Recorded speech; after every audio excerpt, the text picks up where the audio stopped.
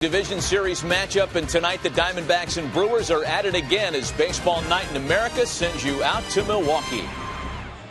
All right. The fans here in Milwaukee, they still believe the Brewers scuffling right now. But Ryan Braun, an MVP a year ago, still swinging it, putting up MVP numbers once again. For Arizona, Justin Upton, he's starting to heat up. The Diamondbacks playing great baseball as of late. It's Fox Baseball Night in America, presented by Budweiser. The Diamondbacks taking on the Milwaukee Brewers.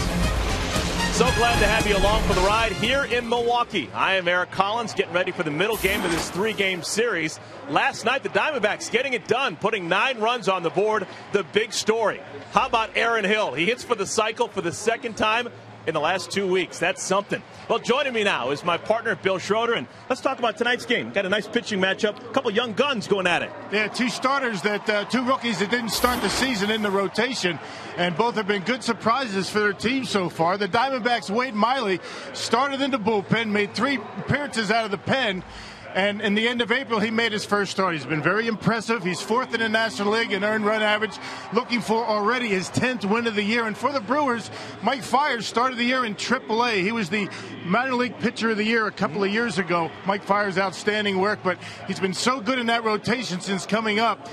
He's been a good fit in that, what has been a very good starting rotation for Milwaukee. All right, looking forward to playing some baseball. It is the Diamondbacks taking on the Brewers.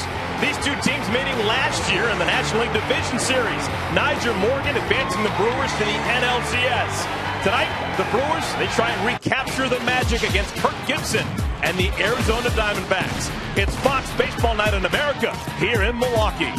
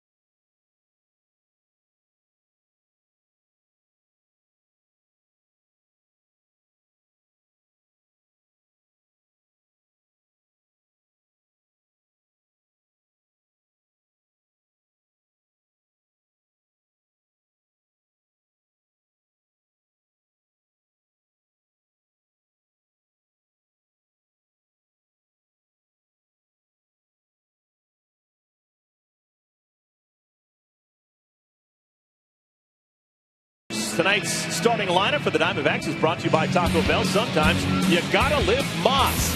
Diamondbacks hitting .265 as a team that's 3rd best in the NL. Stephen Drew back in the leadoff spot for the first time in a year and a half. Aaron Hill, a huge day yesterday. Justin Upton, Kubel, Goldschmidt, Montero, Chris Young in center field.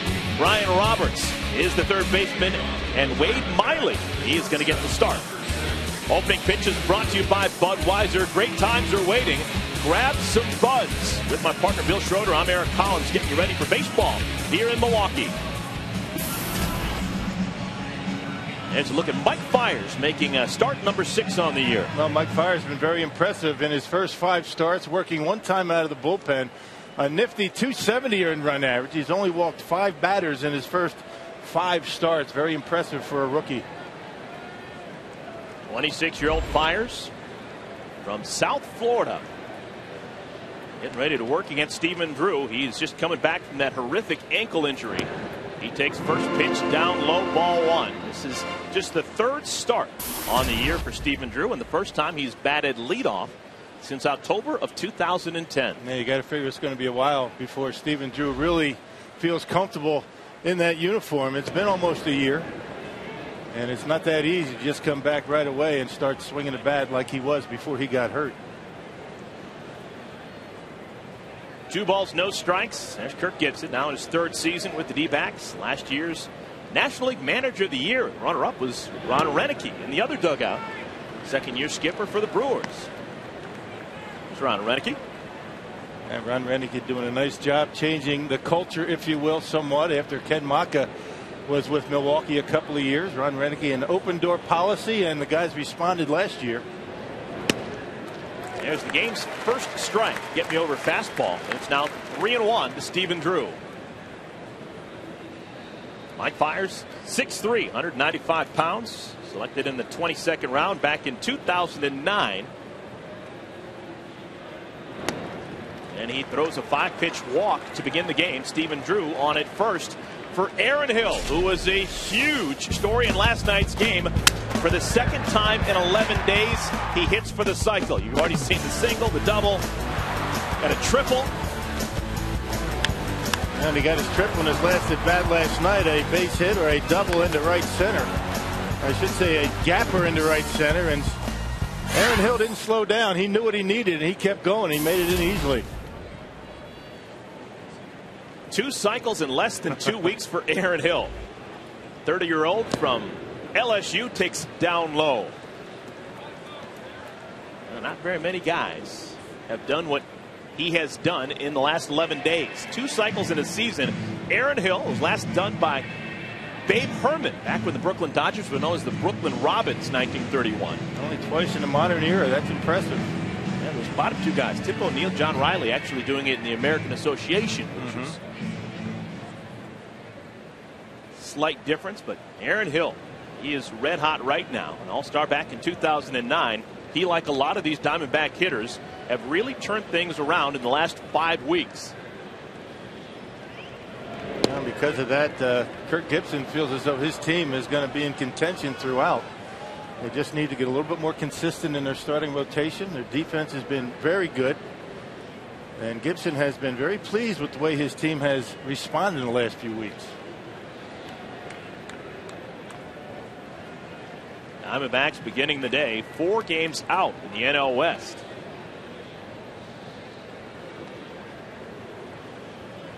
Kirk Gibson has seen his team go 16-9 here in the month of June, averaging close to 5.5 runs per game. The batting average is up there, and the power numbers just what you'd like. Pitching wise, they're getting just enough. And a combination of the Dodgers scuffing a little bit. The Diamondbacks feel as though they're in striking distance as the All-Star break approaches. A lot of those great numbers for the Diamondbacks have come at Chase Field at their home ballpark. They're playing very well at home. Stephen Drew, your runner on at first. Aaron Hill in the batter's box. Jason Kubel. Well, he is in the hole. On deck is Justin Upton. Just getting started here in Milwaukee, and Mike Fiers having a hard time finding the strike zone. Does there. It's now 2-1. Which is unusual for him because, as we mentioned, in 5 starts, he'd only walked 5 batters. To go along with 31 strikeouts, a strike thrower, he can be a bit deceptive. You talk to hitters that face him, they say they can't pick the ball up all that well. Not a big velocity guy, but he gets away with some high fastballs. Here's the 2-1. And it's swung on. Hit deep down the left field line. This one is fading. It's foul. Oh. That's the 9th pitch of the game. And it's the first time we've actually seen anyone swing at a pitch. And Aaron Hill hits it about 300 feet, but it's wide left of the foul pole.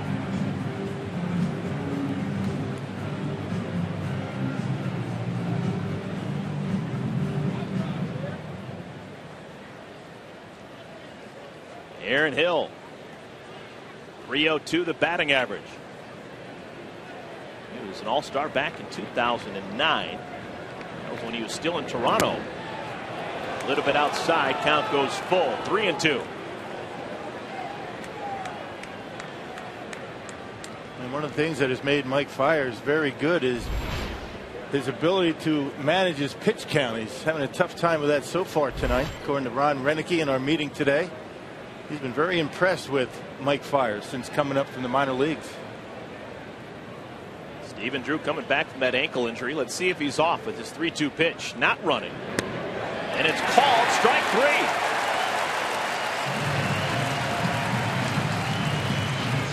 So out number 1. Set the defense for you behind Mike Fiers. Ryan Braun in left field. Carlos Gomez is terrific in center. Marichka Aoki is in right. Ramirez Ransom left side of the infield. Weeks and Hart on the right side. And Fiers throws to Martin Maldonado. They have been the battery all 6 of Fiers' starts now. As we take a look at Ryan Braun out in left field, doesn't cover a ton of ground. But he's got a terrific throwing arm, and he goes down the line extremely well. To call him a 5-tool player is, a bit generous, but he's about as good as it gets out there. Here's Justin Upton, another guy that people would call a 5-tool player. Still just 24 years of age. Batting average .278. He's got the 7 homers, a little bit down from the pace he'd like. This is a guy who has not reached birthday number 25 and he's already made 2 All-Star teams. Last year finishing 4th in the MVP balloting.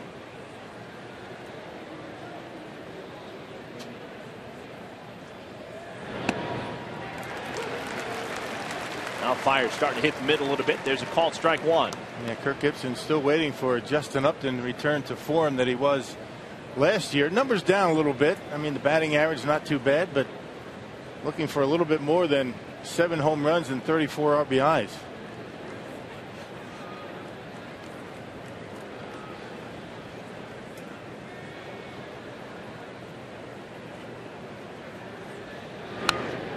Healthy swing right back to the screen.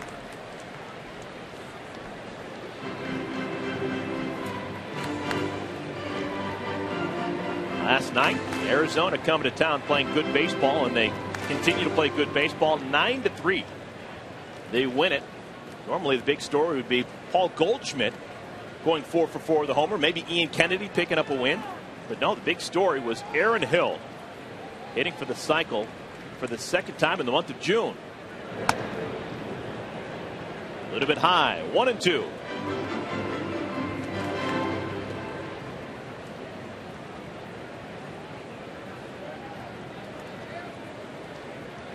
Aaron Hill not used to disappointment. Not lately anyway, right?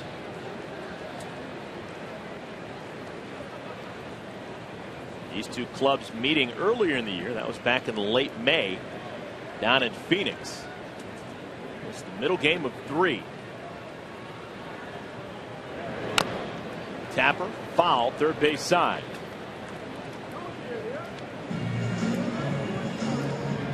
The Diamondbacks starting to get healthy. See Stephen Drew coming off the disabled list. He's a big add to the active roster. On the other end of the spectrum, Milwaukee Brewers, they have just been crushed with injuries all season long. Guys who they thought were going to be big parts of their success this year, just not able to make it through the entire season. Gone. And Diamondbacks, as you mentioned, starting to get a little bit healthy. They still have a couple of guys on the disabled list in their starting rotation. But for the Brewers, it was a rough West Coast swing early in the season when they lost Alex Gonzalez. They lost Matt Gamble, half of their infield for the season. They're done. Those are 2 spots that are hard to replace. John Lucroy is out with a broken hand. They're expecting him to be back sometime after the All-Star break. For those folks at home that don't know, Lucroy has really turned into be a tremendous backstop. Ron Renicky just couldn't stop talking about the player he has become. He's always been a terrific hitter, but has worked very hard the last couple of years on his defense and has become a very good catcher. Good game caller, good thrower.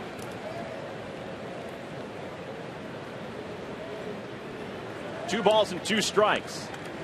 One out here at the top of the first inning. Justin Upton, the batter. Mike Fiers really slowing it down.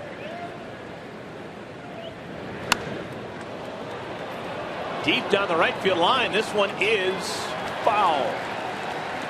I kept waiting for that ball to just kind of bend towards the grandstand, and it just never did. Continue right down the line. It hit up against that wall. There's not a lot of foul territory between that right field corner and the grandstands. Outfielders have to be careful down there, about 4 or 5 feet perhaps. That's it.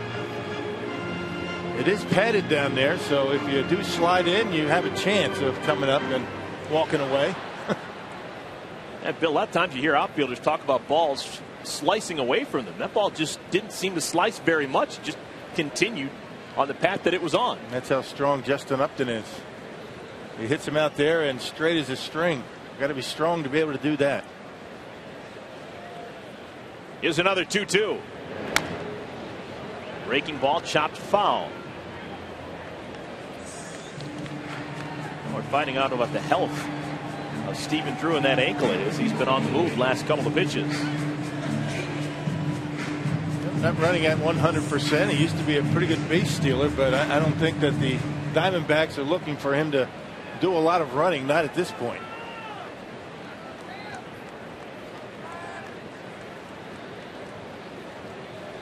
We have just one out. Runner on at first here at the top of the first inning, and already 18 pitches thrown by Mike Fiers. Getting ready to fire his 8th to Justin Upton alone here. And the reason Upton has been able to foul off pitches is because Fiers has been up in the zone. You get those same pitches down, you're going to get a swing and a miss or maybe a ground ball. Drew not running. The pitch misses outside. We're going to go full. That's the second time this inning. Full count. This will be a very good barometer as to how the Diamondbacks feel that ankle is for Stephen Drew. 3-2 pitch with 1 out. Let's see if he's taken off. Gibson likes to be aggressive on the bases.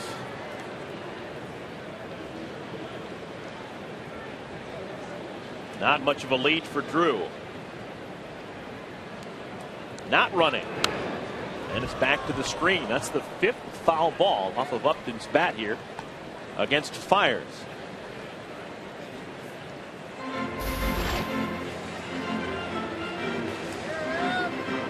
Diamondbacks over 500 by a couple of games. 39 and 37 is the record.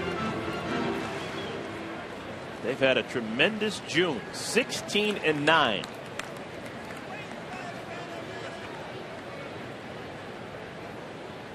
(3-2) inside. That is the second walk allowed by Fiers in the top of the first inning. After walking 5 batters in his first 5 starts.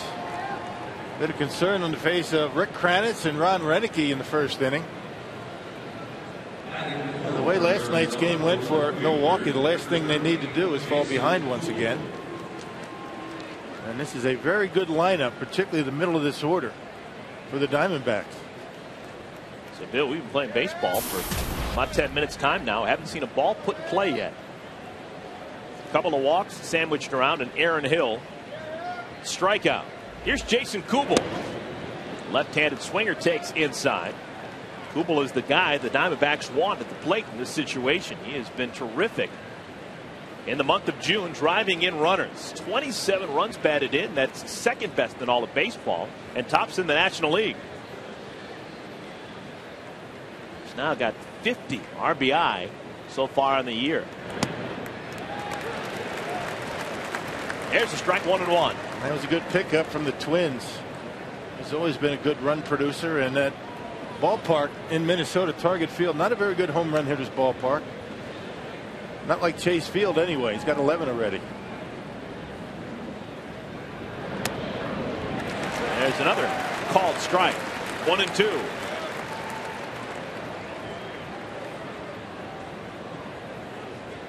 Mike Fiers got his first big league experience tail end of last year, coming out of Ron Renicke's bullpen. Didn't make the team out of spring training. Got up to a slow start, AAA. Since being called up about a month ago, been a regular in the rotation. He's got decent numbers. 2 wins, 2 losses, ERA below 3. Having a hard start to this one here on a Saturday night in Milwaukee. And he's been able to keep the ball in the ballpark, which is sometimes not an easy thing to do at Miller Park. That's what we're talking about. Only 5 walks in his first 5 starts.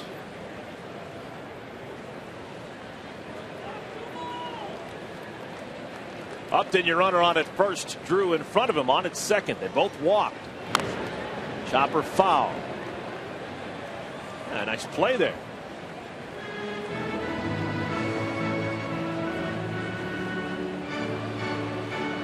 Jason Kubel, for years, wore number 16 when he was in Minnesota.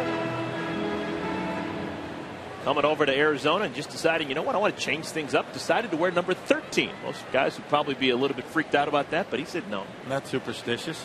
New team, new league. I'll wear number 13. Give it a try. And he's had a nice season so far. Most players are superstitious. Baseball players. I guess not him. No. 1-2.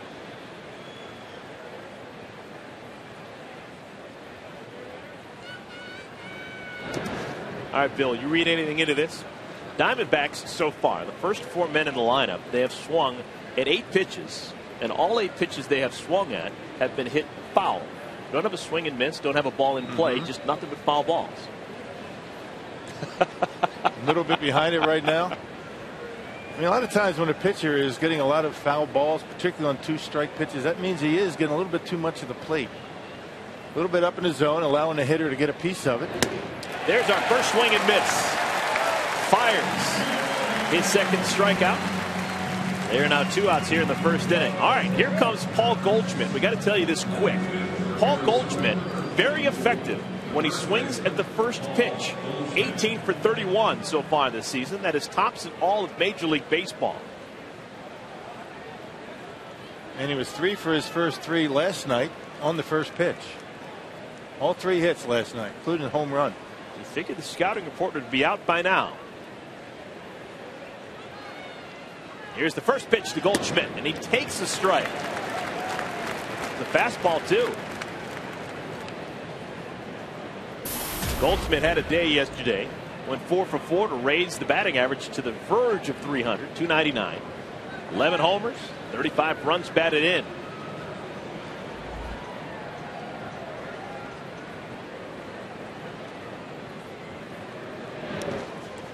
Ball skips in front of the plate. It's going to allow Drew to move over to third.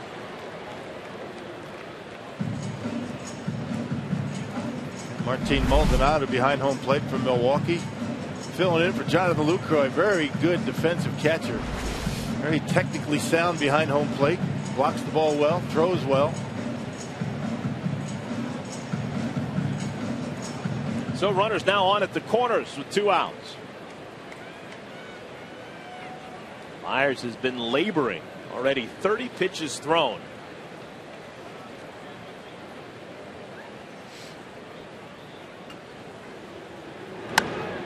There's our first ball put in play. Lazy fly into the corner in right field. Aoki on the track makes the catch.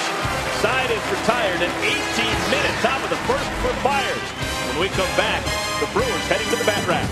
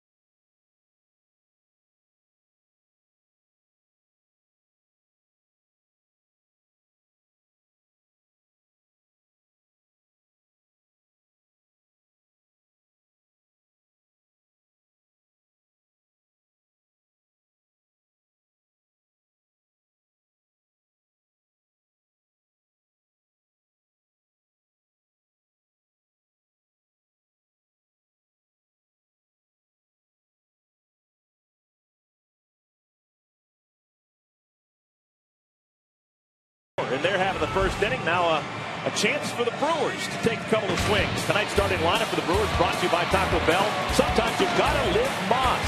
Ron Renicke's lineup card looks like this. Norichka Aoki in the leadoff spot. Carlos Gomez, NL MVP Ryan Braun, 1, 2, and 3.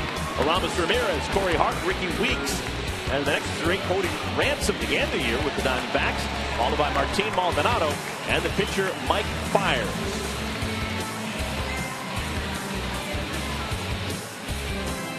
Now that lineup will bat against Wade Miley, who has really been a surprise for the Diamondbacks. 9-3 is the record with an ERA of 2.19. And perhaps the most consistent starter for this Diamondbacks ball club. They've had some injuries in their rotation.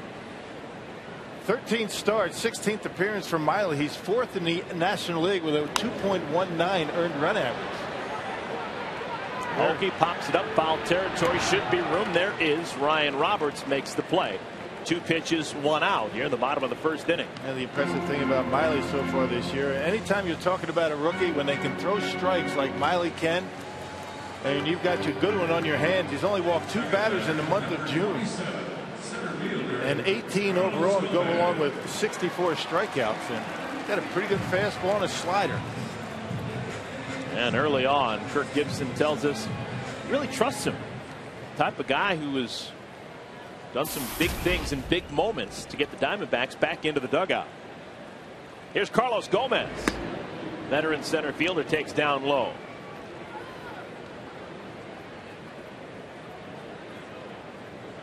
Gomez, a big guy, can run like the wind.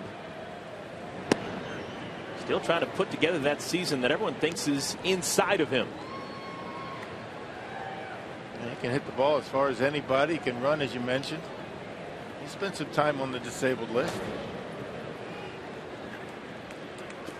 It would be big for the Brewers if they could get some help out in center field. Doesn't make a difference who steps up. Carlos Gomez, Niger Morgan. 2-1. Hit hard into right field. Up and going back. Makes the play with one hand. Gomez gave it a ride.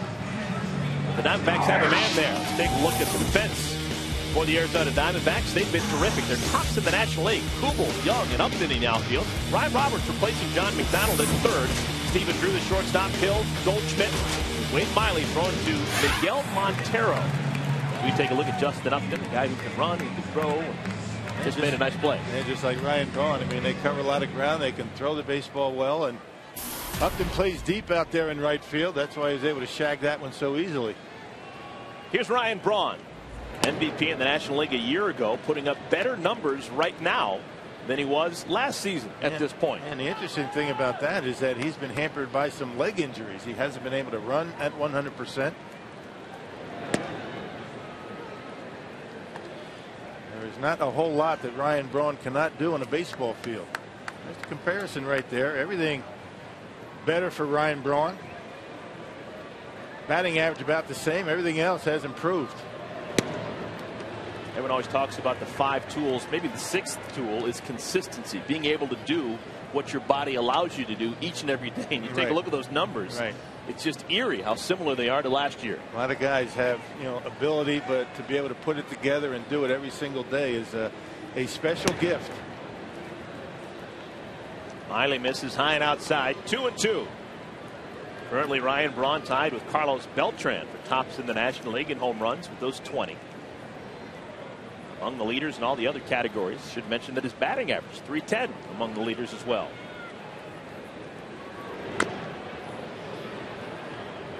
You see that good slider, that breaking ball from Wade Miley. He'll throw all 4 pitches, but basically he will go fastball slider to lefties, fastball change up to right-handed batters. And from time to time he will sneak in a curveball from once in a while. Last 4 starts, 3-1. Just those 2 walks. Now he's one bad pitch away from walking Ryan Braun here in the first inning. 3 balls, 2 strikes. With Aramis Ramirez on deck for the Brewers.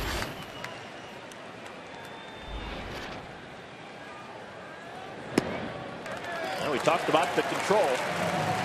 There's the 2-out walk. Maybe not a bad thing with Ryan Braun, the batter. Yeah. Although Aramis Ramirez has been swinging the bat pretty well. So, Bill, so far in our game, we've seen 3 base runners. Nary a hit. All 3 base runners reaching first with the base on balls. And all we were talking about is how many strikes these 2 guys throw, right? That's the way it goes sometimes. Ryan Braun, better than average base runner, on at first with 2 outs. Aramis Ramirez, the batter. And Miley, just with a stare, forces Braun back to the bag. And Miley holds runners on extremely well, and Ryan Braun not afraid to steal a base.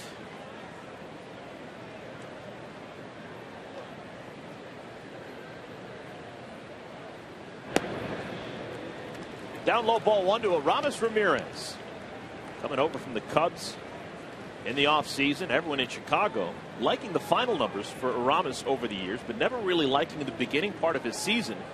And that's trend continuing this year here in Milwaukee. He got up to a really slow start. See the numbers through 23 games. But he's been terrific over the last couple of months. Little cue shot. Aaron Hill from the outfield grass makes the play. Oh, Aaron Hill had to zig, he had to zag, and he throws off balance to first in time to get Ramirez. Nice defensive play from the man who hit for the cycle last night.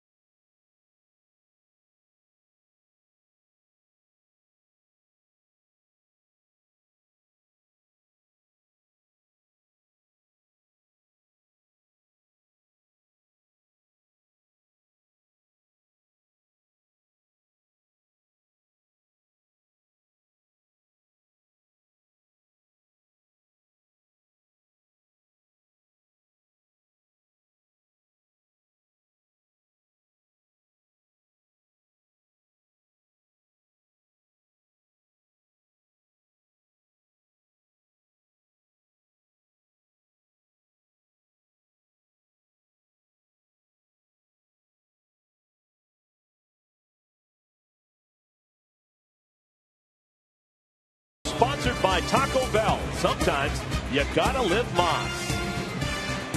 We're in Milwaukee, Wisconsin. Scoreless first inning, but not for lack of base runners.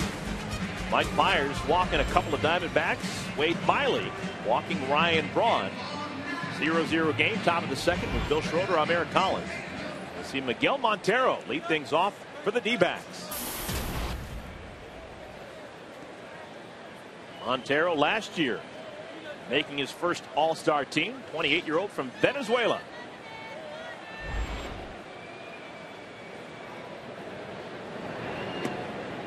Off-speed pitch called strike 1. I believe that's the first time today Fiers has thrown strike 1. That dropped a curveball on Montero. It was a very good fastball hitter, very impressive catcher for the Diamondbacks. A long-term deal. He's going to be around Phoenix for quite some time.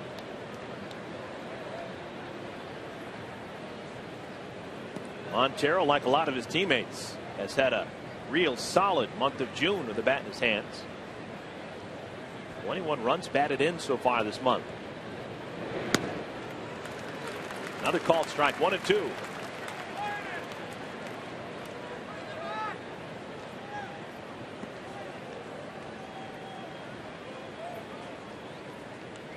Montero's generally been a upper tier run producing catcher. Oh, just trying to get away from that pitching. He's going to have himself a 2-strike base hit. That's the first base hit of the game. Leadoff single for Miguel Montero here in the second inning. Yeah, just tried to get out of the way, did Montero. He started the bat and then thought better of it, and look at that swing. That's like a top spin lob in tennis right there, but it works out well. Aramis Ramirez was shaded in the hole over there, and Montero with the first base hit of the game. So Montero on at first for Chris Young. Young hitting just .219. He was off to a terrific start before hurting his shoulder, going on the disabled list for a month. Hadn't been able to find his mojo offensively since the return. And it's been a struggle for him. That right shoulder really giving him a lot of problems, not just at the plate, but throwing the baseball from the outfield. Sometimes those shoulder injuries, those nagging injuries, no matter where they are, can last for a long time. And it's certainly affecting his swings.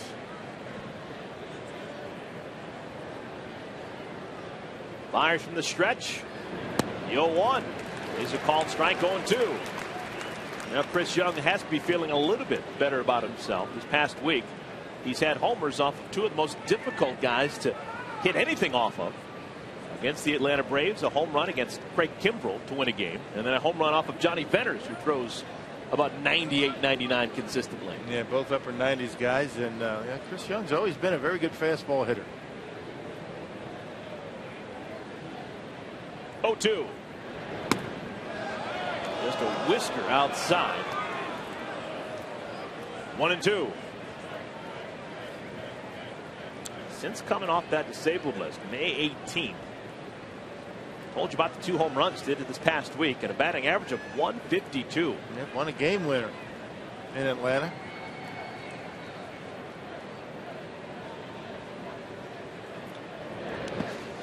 Doesn't chase a breaking ball. Count evens.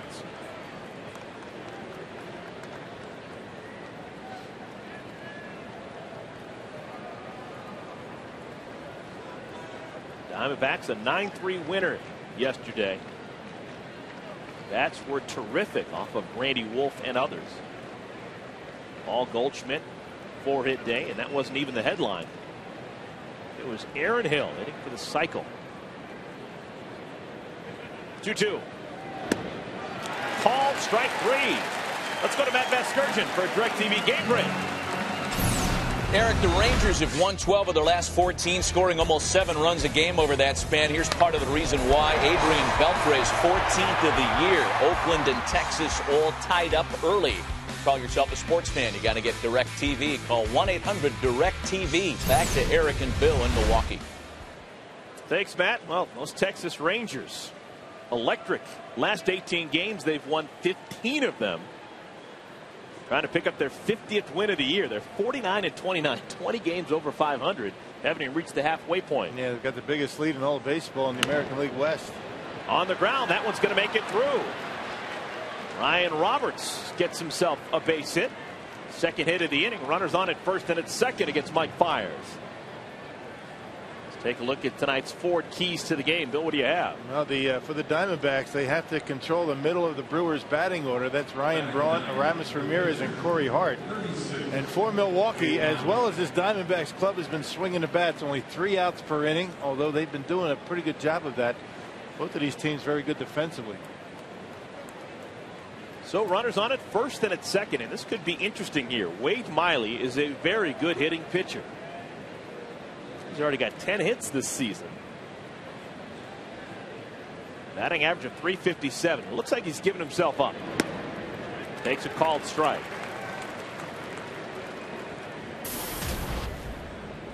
At 10 hits, that's not a fluke. When you're at 10 for 28, I mean, you can swing the bat a little bit. Milwaukee in on the corners, expecting the bunt.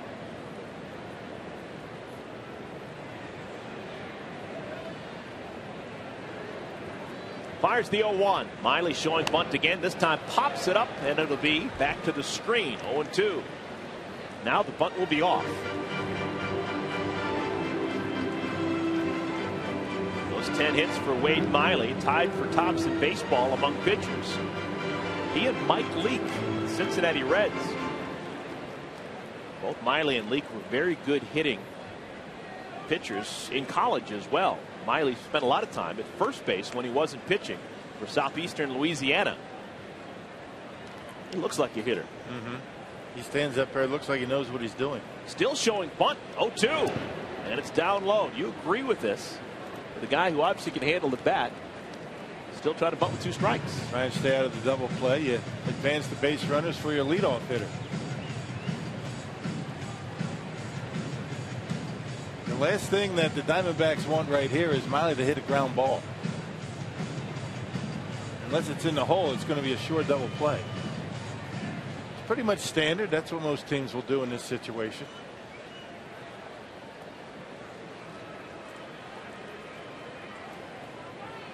Ball and 2 strikes to Miley.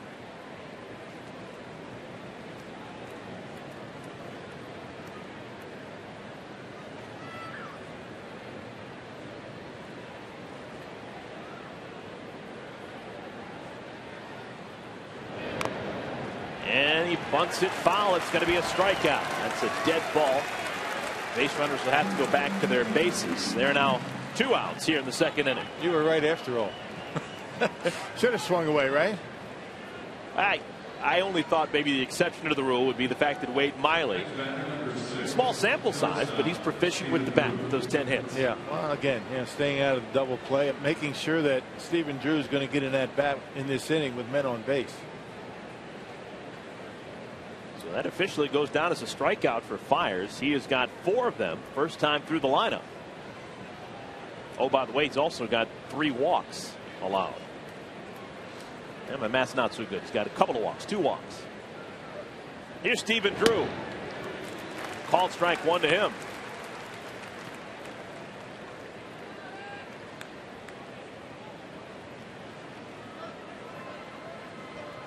Stephen Drew missing the first part of the season, recovering from that ankle injury. He walked back in the 1st inning.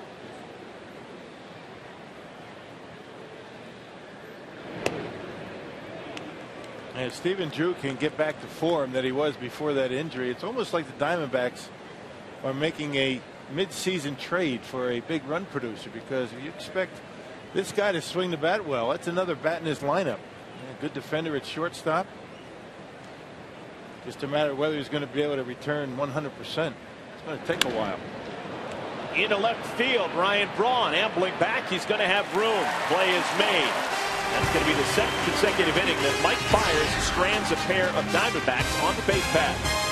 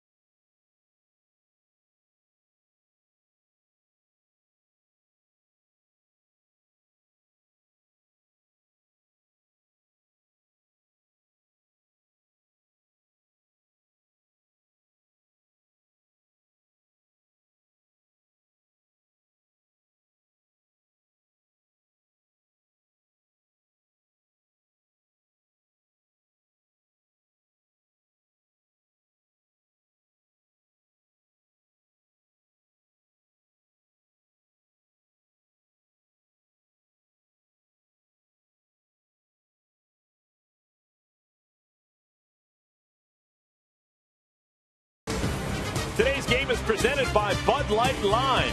Summer is calling. A summer fest here in downtown Milwaukee, Wisconsin. Just a gorgeous day. Starting it to be a nice night. Diamondbacks and Brewers along the shores of mighty Lake Michigan. City of festivals. We might have some time after we're done here tonight. This place is wonderful in the summer. Yep. Lot to do. Go to the beach. Go to Summerfest. Come to the ballpark. A lot of different things. All right, Wade Miley throwing to Corey Hart. It'll be Hart, Weeks, and Ransom batting in the second inning. Wade Miley in the first inning retired everyone except for Ryan Braun. He walked him with 2 outs. May not have been the worst thing in the world. Doesn't have a strikeout. This is a guy who has been a big time spy. A lot of people around baseball may not be familiar with Wade Miley. 6 feet, 218 pounds. 25-year-old's got an ERA of 2.19. That is 4th best in the National League. Just tremendous the start he is off to this year. And when you consider he pitches half of his games at Chase Field, a pretty good hitter's ballpark there in Phoenix. Keeps the ball down. He's only allowed the 4 home runs. But he doesn't beat himself with the base on balls. That's the key. He's only walked 18. We mentioned, including the walk to Ryan Braun in the first inning, 3 walks this month. Hart fouls it off the shin. Now, Miley's a guy with a pedigree. The Diamondbacks knew about him, knew what they're getting when they drafted him. They took him to the supplemental first round back in 2008. He's a college guy. Pitched at Southeastern Louisiana, in Hammond, Louisiana. He's a native of the state of Louisiana. But he looks the part, left-handed. He's got good stuff. Deep to center field. Chris Young back to home plate. Loses the ball. It's off the wall. Extra bases for Hart. He can still scoot. He's going to make it to third standing. Leadoff triple for Corey Hart. I don't know if Chris Young could have made the play, but he could have made a better effort. Now Corey Hart hits this one right on the screws, got under it a little bit, but he's so strong. The leverage for Corey Hart, he's able to get that baseball up in the air, and it just never seems to want to come down. Chris Young, like a lot of outfielders this time of day in Milwaukee, with the shadows and the sun coming through the glass panels, sometimes it's tough to pick up that baseball once you take your eye off of it. And that's what he's looking at up there. Man, that sun can play tricks on you. Yeah, Young, one of the best defensive center fielders in the game, and didn't look like it on that play. Tough to see. When it's tough to see, it can make anybody look like they don't know what they're doing out there, but it can make it difficult. That's only going to last for a couple of more innings. All right, here's Ricky Weeks. Say he is struggling would be an understatement. Batting average of 182 so far, almost halfway through the season. Ricky Weeks was the starting second baseman a year ago for the National League in the All-Star game. Really coming into his own until he really blew up his ankle on a play at first base in August of last year, and really has not been able to get things together since. People around batting cage all over Major League Baseball talk about Ricky Weeks. They talk about his wrists and his hands. Very strong, and he's a very handsy type hitter, which is one of the reasons why he can be inconsistent. He's in trouble now. 2 balls and 2 strikes. He's had difficulty with the strikeout so far this year. Look at that, 92 already for the Brewers. This is game number 77. You can stomach the strikeouts if the home runs are along with it. You know, like Corey Hart, like Dan Uggla. 3-2. But when you're striking out and not hitting home runs, that can be a problem. Former Diamondback Cody Ransom getting loose on deck.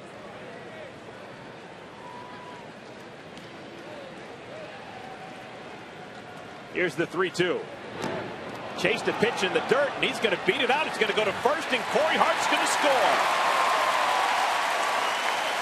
So a strikeout and a run scored for the Brewers. They'll take it. It almost sounded like a foul ball, but I guess Weeks didn't get a piece of it. Whatever you heard, it was probably the shin guard. That's what it was. Ricky Weeks swinging a breaking pitch down in the dirt. Corey Hart walks home. And Montero not doing a very good job keeping that one in front of him with 2 strikes. Got to block it. First strikeout of the game for Wade Miley. But it results in the first run of the game for the Brewers. Well, the mistakes while on defense, one of the things that Kirk Gibson hasn't been dealing with much in the last 5 weeks for the Diamondbacks. They've been terrific, playing fundamentally sound baseball defensively. And when you're talking about good defense, you're not just talking about what the stat sheet says in the errors column and things like that. Making great plays, turning the double plays, throwing to the right base, catchers blocking pitches, that type of thing. That's all goes along with good defense. And Kirk Gibson very happy so far with the way his team has done that. As a player, he was such a fiery guy, but you and I were both remarking about how when you just talk to him before a game, how even-keeled he really is. This has a message that he wants to send to his team. Very calm, cool, and collected, and brings people in that are going to buy into what he's trying to do here in Arizona.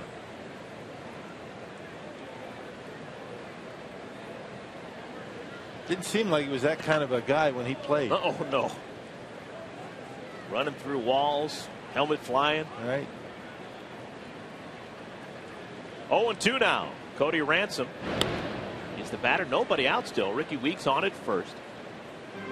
Cody Ransom's had an interesting season. Began the year playing in the Diamondbacks organization, playing AAA baseball, got called up, started a bunch of games over at third base. Was designated for assignment by the D-backs on May 21st. Was picked up by the Brewers 2 days later. He's got a lot of playing time here in Milwaukee. He's hit a couple of home runs, but offensively he's had a tough time. But Ron Renicky has said over and over again he's been a nice surprise defensively wherever he's put him in the infield. Second base, he's played first base, shortstop, and third. Good guy to have around. Well, Bill, it's kind of crazy when you look at the numbers, but for Ransom, his numbers were way better offensively with the Diamondbacks, and he got released. Yeah. That gives you an idea of what the Diamondbacks have been able to put together as far as their roster of position players. Some good players on their bench each and every night. Waved at, missed. Back-to-back strikeouts now for Miley, but there's still just 1 out. Weeks on at first. Pretty much the same pitch that got Ricky Weeks. This time Montero able to short hop it.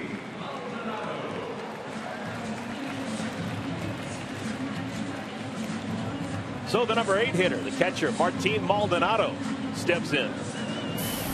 Maldonado coming up to the big league team at the same time as Mike Fiers, the man he's catching today. 25-year-old from Puerto Rico.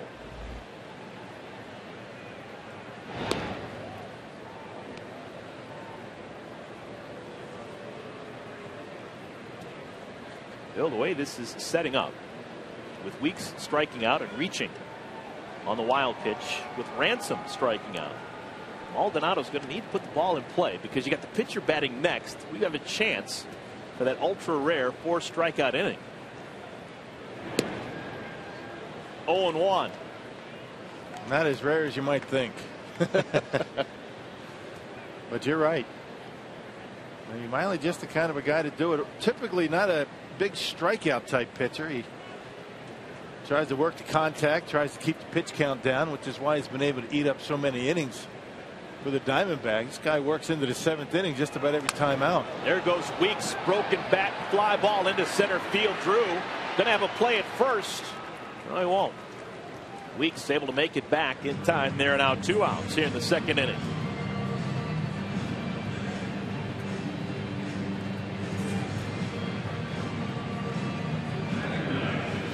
So now Miley will deal with the pitcher Mike Fiers. 2 outs, Weeks on at first. Brewers have already scored a run here in the 2nd inning. Fiers looking for his first big league base hit. He's 0 for 4.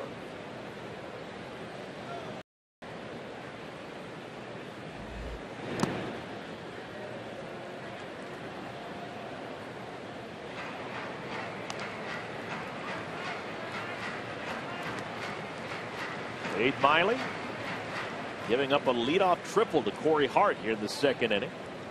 Next man up, Ricky Weeks, struck out, but the ball got away from the catcher, Montero, and allowed Hart to score from third. Now, Fire's not just looking for his first big league base hit, he's looking for his first big league home run. And huge swing and miss. Swing hard in case you hit it. Always dangerous if you got a bat in your hands. A philosophy that a lot of pitchers incorporate. 1-1. Into center field. Young breaks back on it, makes the play. Brewers take a 1-0 lead. We'll return to Milwaukee after a word from your local Fox station.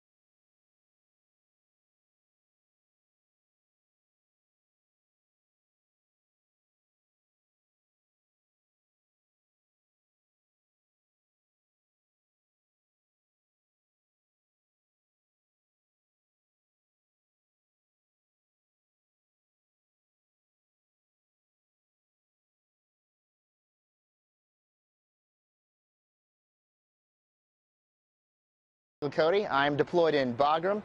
I'm from Phoenix, Arizona, and I just want to wish my family and friends a nice, safe summer and 4th of July, and for Diamondbacks to go all the way. Yeah, thanks, Mike. That's a nice message with Independence Day coming up this week. And we'd like to welcome the men and women in uniform serving around the world watching tonight's broadcast in 175 countries on AFN, the American Forces Network. Thanks for all that you do, and we hope you're enjoying tonight's telecast. The Brewers on top of the Diamondbacks 1-0 as we make it to inning number 3. And nice diversion for everybody over there, all the men and women. So Mike fires, climbs the hill. He's got a lead for the first time today. Corey Hart scoring on a wild pitch on a strike 3 thrown to Ricky Weeks. Aaron Hill, Justin Upton, Jason Kubel to bat in the 3rd.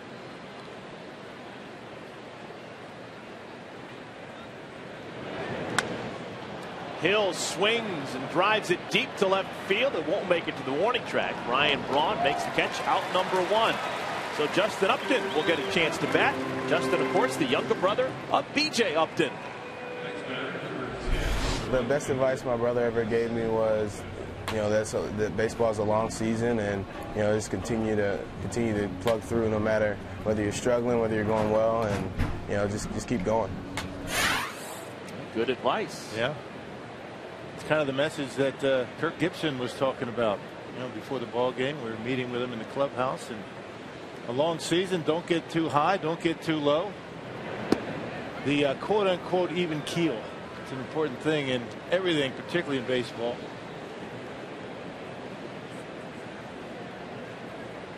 Justin Upton, 2-time All-Star. He walked back in the 1st inning. Makes a big swing and a miss at an off-speed pitch from Fiers. Fiers was shaky, to say the least, back in the first inning. He walked Drew and Upton, but he got out of it unscathed. Second inning wasn't much better. Allowed a couple of hits, but once again got out of it unscathed. He's been in and out of trouble so far through 3 innings. First time he's been able to retire the leadoff hitter, and that always makes your job a lot easier out there on the mound when you get that first out. We finally get a chance to see what his windup looks like. For the most part, he's been pitching this entire game out of the stretch.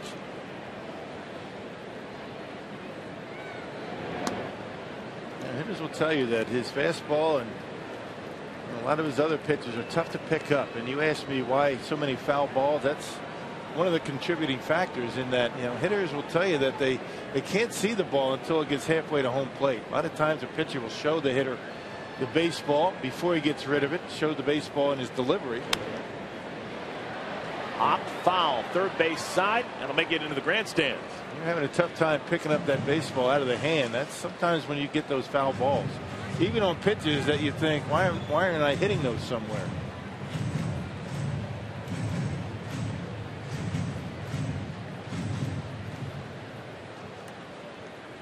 Three balls, 2 strikes. Myers has walked a pair and struck out 4. Second time today that Upton has walked. Well, what's going on with the Royals and Twins? Let's go to Matt Vasgersian for a DirecTV game break. Eric, I'll tell you, Twins took the opener in their doubleheader with the Royals. Joe Mauer's first home run in nearly a month, already the 4th home run of the nightcap. So much for that ballpark eating up power. Minnesota leading 4-1. Back to Eric and the Rock in Milwaukee. Thank you so much, Matt. We'll take a look at the AL Central standings. White Sox a loser today against the Yankees. Now the Indians picked up a game and won down in Baltimore, and everyone's just waiting and waiting for the Tigers to play like prognosticators thought they would at the beginning of the season. Everybody handing the Tigers the Central Division. I think the White Sox and the Indians had something to say about that. White Sox are looking pretty good. I mean, Robert Ventura has those guys playing well. Their offense is coming around, and their starting rotation, Chris Sale, that guy can pitch. And Kenny Williams, the GM for the White Sox, beating everyone to the punch. Getting Kevin Youkilis. Youkilis' first week with the team. Played both corners and DH. Guy who's got a lot to prove with the way that he finished out in Boston. Here's Jason Kubel, struck out back in the first inning. Jason Kubel knows a bit about the American League Central. This is his first year away from the Minnesota Twins, team he was drafted by. 30 years of age. That was quietly a very good pickup by the Diamondbacks. He didn't get a whole lot of fanfare and a lot of headlines when Kubel went from Minnesota to Arizona, but he has been a big run producer already with 50 RBIs. Upton the runner on at first. Fires the 1-0. A little bit outside. And the Twins, who are struggling this year, 2 guys they really miss, Jason Kubel and Michael Kadire. Yeah. Similar players, one left-handed, the other one right-handed. But guys who give you a professional at bat and show up every single day.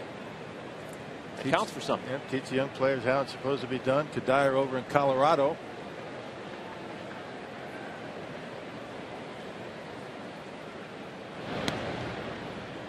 Can't have too many veterans on your ball club, and I think that's what one of the things that is so encouraging for the Diamondbacks. They have a good mix of young players, some veteran guys that have been through the wars before. They get their pitching staff, their starting rotation squared away. I think that they're going to be in pretty good shape. There goes Upton. Throw down to second. Gets away from the shortstop covering, and Upton thought about going to third. And he'll make it back. Cody Ransom couldn't come up with a one-hopper from Maldonado. Yeah, good throw is going to get Upton. A very quick feed from Martin Maldonado behind home plate. Check it out. Watch how quick his feet are. In position, just short hops it over to second base. Ransom not able to handle it. A good throw, and Upton's going to be an out. Is that the most important thing for a catcher throwing, the feet? The feet. You got to be in position. You got to get your shoulders squared up, and the quicker your feet are, the less quick you have to be with your arm. And when you can slow down your arm a little bit, you can stay on top and get a straight throw to second base. Maldonado tried to be a little bit too quick. It's now 2-1 to Kubel. Runner on at scoring position. This has been a theme for the Diamondbacks. They've threatened in each of the first 3 innings now. Chopped foul. 2-2. Probably the quickest feet of any catcher I can remember was probably Pudge Rodriguez. I mean, nobody was able to get themselves from the setup behind home plate in position to throw, quick feet, and always was able to stay on top of his throws. That way throws didn't deviate, didn't sail, didn't cut, straight as a string down to second base. As you take a look at Jonathan Lucroy in the Brewers dugout. 2-2. Down low. Bill, there used to be a trend, and maybe just a 1 or 2 person trend, but Benito Santiago, when he came up with the Padres, he was the type of guy who was throwing from his knees. Yeah.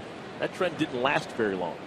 And not many could do it. I mean, you got to have some kind of an arm. You talk about putting pressure on the arm with no bottom half, using none of your legs.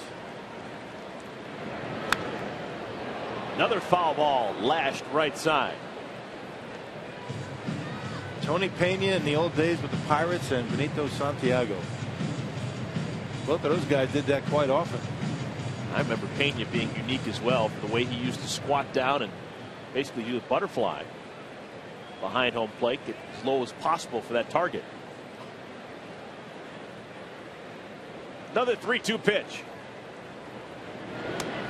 Swung on and missed. Soft speed pitch of beauty. That is the second time Kubel has been struck out by Fiers. All-Star Game festivities beginning tomorrow with the selection show on TBS. Then on July 9th, don't miss the Home Run Derby on ESPN. On Tuesday, July 10th, see the players arrive on the Red Carpet Show on MLB Network, followed by the 2012 All-Star Game right here on Fox at 7:30 p.m. Eastern, 4:30 Pacific Time. That's going to be a lot of fun. Celebration of baseball at the midpoint. 2 outs. Upton still on at second. This is Paul Goldschmidt. 4 hits yesterday. Flying out to right and is only at bat so far this evening. It's going to be a nice all-star game in Kansas City. That's a beautiful ballpark. The renovations that they've made to the ballpark in Kansas City, that's going to show well in the all-star game. It really is. Looping breaking ball stays high. 2-0.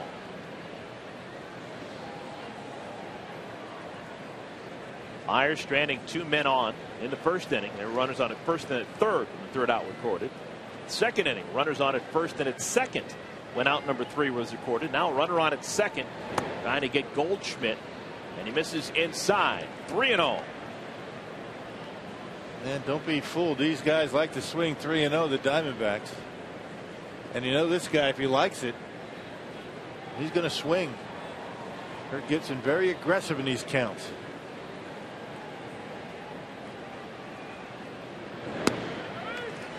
There's a called strike. You talked about the aggressiveness. 3-0. The Diamondbacks leading all of National League teams in terms of swinging a 3-0 pitch. They've done it 20 times so far this year. It's just something that Kirk Gibson, probably because he liked to do it when he was playing. and he still remembers. 3-1. Tardy on the fastball. 3-2. And some guys just don't like to swing 3-0. They feel as though they want to make a pitcher throw a strike. They'd hate to make an out on a 3-0 count. Some like it, some don't. Kirk Gibson wasn't bad, though.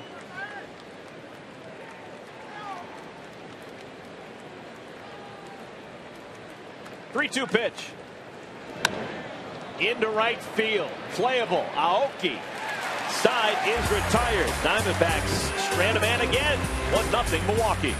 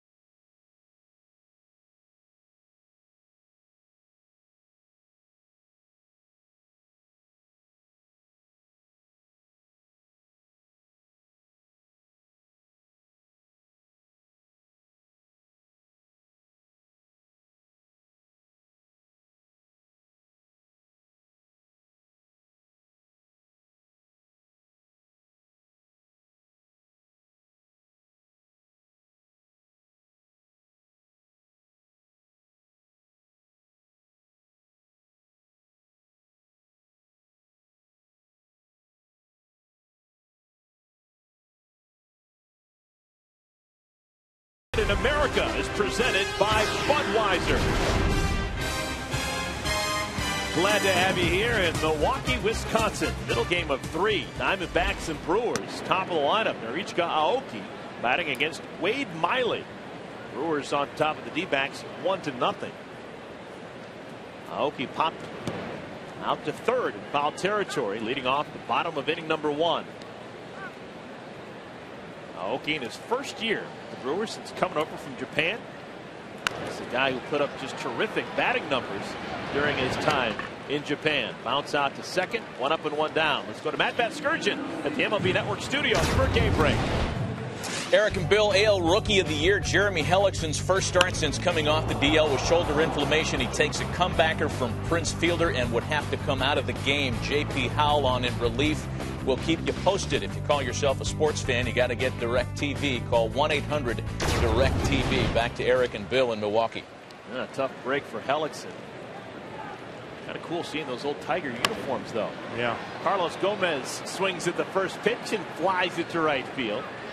Those are the type of uniforms that Kirk Gibson used to wear when he played for Sparky Anderson. Well, they had some great teams back then. Alan Trammell, Lou Whitaker, and some kind of pitching staff over there in Detroit back in those days in the American League East. How underrated was Alan Trammell as a player? Yeah. Take a look at his lifetime numbers. Just terrific. The glove work. Got a real good staff there in terms of quality players. There's Alan Trammell. You got to figure he's going to be a manager at some point. He was the bench coach with the Cubs last year. He's put in his time, and you got to figure at some point he's going to get a manager's job somewhere. Manager in Detroit for a while. Spent a lot of time in the National League in recent years. He was in Chicago with the Cubs. Quickly 2 down. Here's Ryan Braun. Braun swings and misses a pitch down in the dirt. 0-2. Braun has started the last 4 All-Star games. As we stand right now, he is currently 3rd in the National League among outfielders. I don't think he has to worry about a trip to Kansas City. No. Numbers he has put up so far this year. An incredible career. When you talk about starts to a career, it's amongst the best in all of baseball. Helton, Pujols, and A-Rod. Ryan Braun. Select company there. Into center field. Well hit. Young looks up, and it's caught. Wow! What a blast on a 1-2 pitch. With that homer, Ryan Braun now retains the National League lead in home runs with 21. Just incredible plate coverage for Ryan Braun. It's amazing what he can do with a bat in his hand.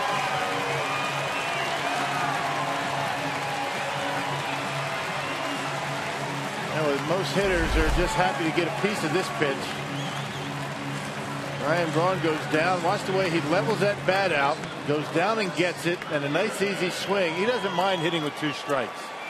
Most great hitters don't mind hitting with 2 strikes, and Ryan Braun's got a lot of home runs on 2 strike count. He's just an incredible talent. Now, as it is right now, Robin Yount has the distinction of leading the Milwaukee Brewers organization franchise history in hits, doubles, triples, and homers. Maybe not for long, the way that Ryan Braun is playing. He is just fantastic. Yeah. It's just a matter of whether he's going to be able to play as long as Robin did. Robin, 20 years with the Brewers, 3,000 hits. Best player I've ever been around as a player.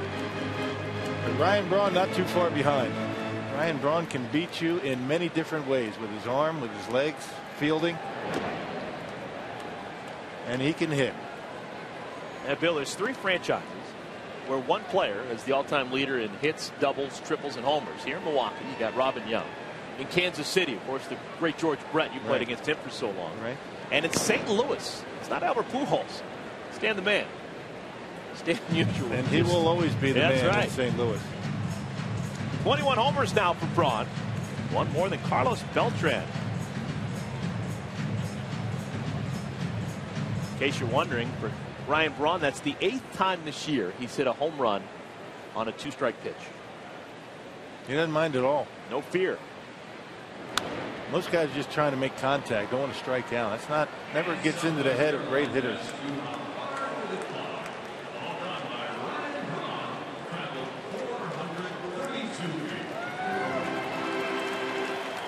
Ron Renicky having the great pleasure of being a first-time manager in the big leagues and having Ryan Braun in the middle of your lineup each and every day. MVP a year ago, putting MVP-like numbers up again this season. Home run number 21, 432 feet worth.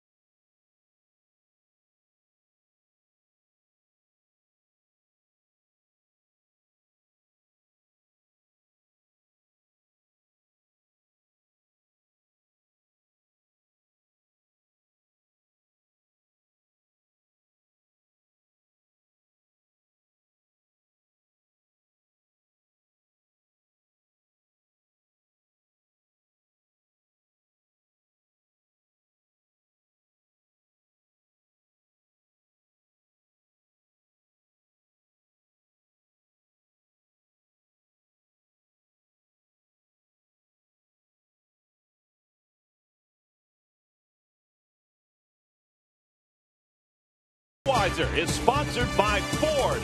Go further. Now the greatest brewer of them all, immortalized here in Milwaukee. Robin Yount. See the forearms in that statue? That's about the way they were for Robin. Two-time MVP in the American League at shortstop and once in center field. It's not easy to do. You know, is it only a matter of time until that man right there, Ryan Braun, replaces Robin Yount as the greatest brewer of all? Still got a lot of years to do it, but he is off to a terrific start at the big league level. Miguel Montero swings at the first pitch, hits it over to Braun, but it makes it into the grandstands. 0-1. It'll be Montero, Chris Young, and Ryan Roberts to bat here in the fourth inning. D-backs have had a whole bunch of base runners, but no runs. 0 for 5 with runners in scoring position are the Diamondbacks. They've left 5 stranded. They've had a man in scoring position in each of the first 3 innings. 0-2 now. Montero. Mike Fiers making it through 3 scoreless innings. He's now gone 15 1/3 scoreless, covering his last 3 starts. And last time out against the White Sox, that was in Chicago, 7 1/3 scoreless. He's got the strikeout ball working. That's the 6th strikeout so far for Fiers. He's starting to get the curveball working a little bit. He's keeping it down in the strike zone, and Montero not able to hold up.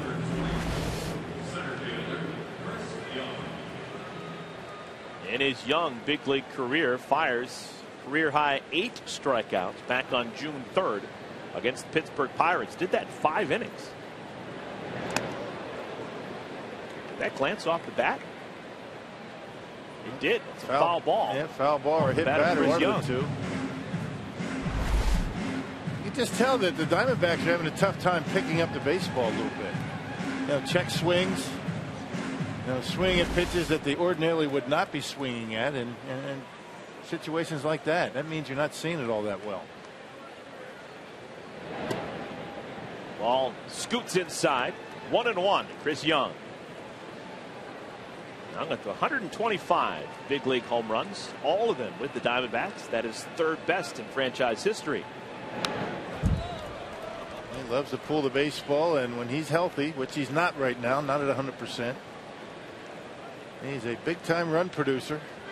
Always been susceptible to the strikeout, but again, you back him up with home runs, you can stomach the strikeouts. Outside 2-2. About an hour and a half before the game, I was watching Chris Young do a crossword puzzle, and he was doing it in ink. Which means he doesn't plan on making any mistakes. 2-2. Best I ever saw in a baseball clubhouse doing the crossword is Albert Bell. There was no thought. Just boom, filling it right out. Crossword puzzles. You see a lot of those in baseball clubhouses. Originally drafted by the White Sox was Chris Young. Over the years, the White Sox have given away a lot of young talent. Into center field. It's going to be an easy play for one of the better defenders in all of baseball. Carlos Gomez makes the squeeze.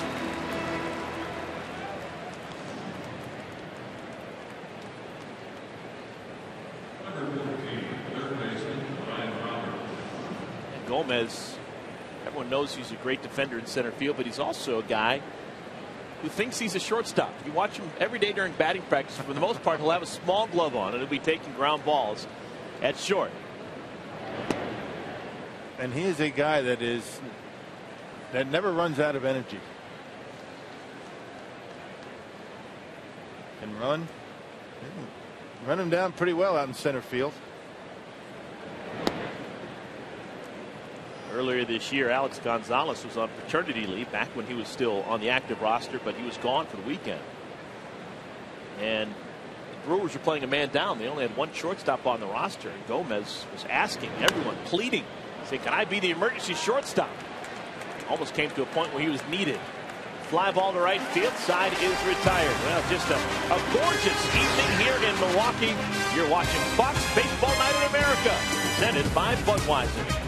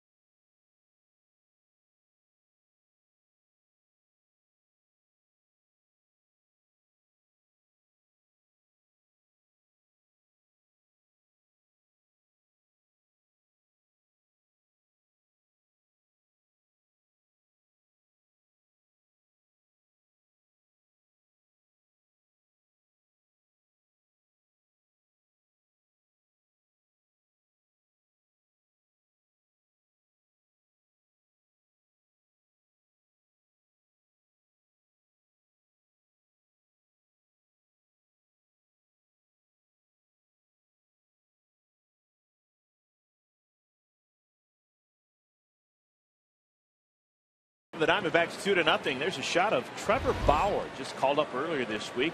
Ballyhoo pitcher from UCLA, taken 3rd overall in the draft. He is the first member of the class of 2001 draft. Making to the big leagues, made his debut on Thursday.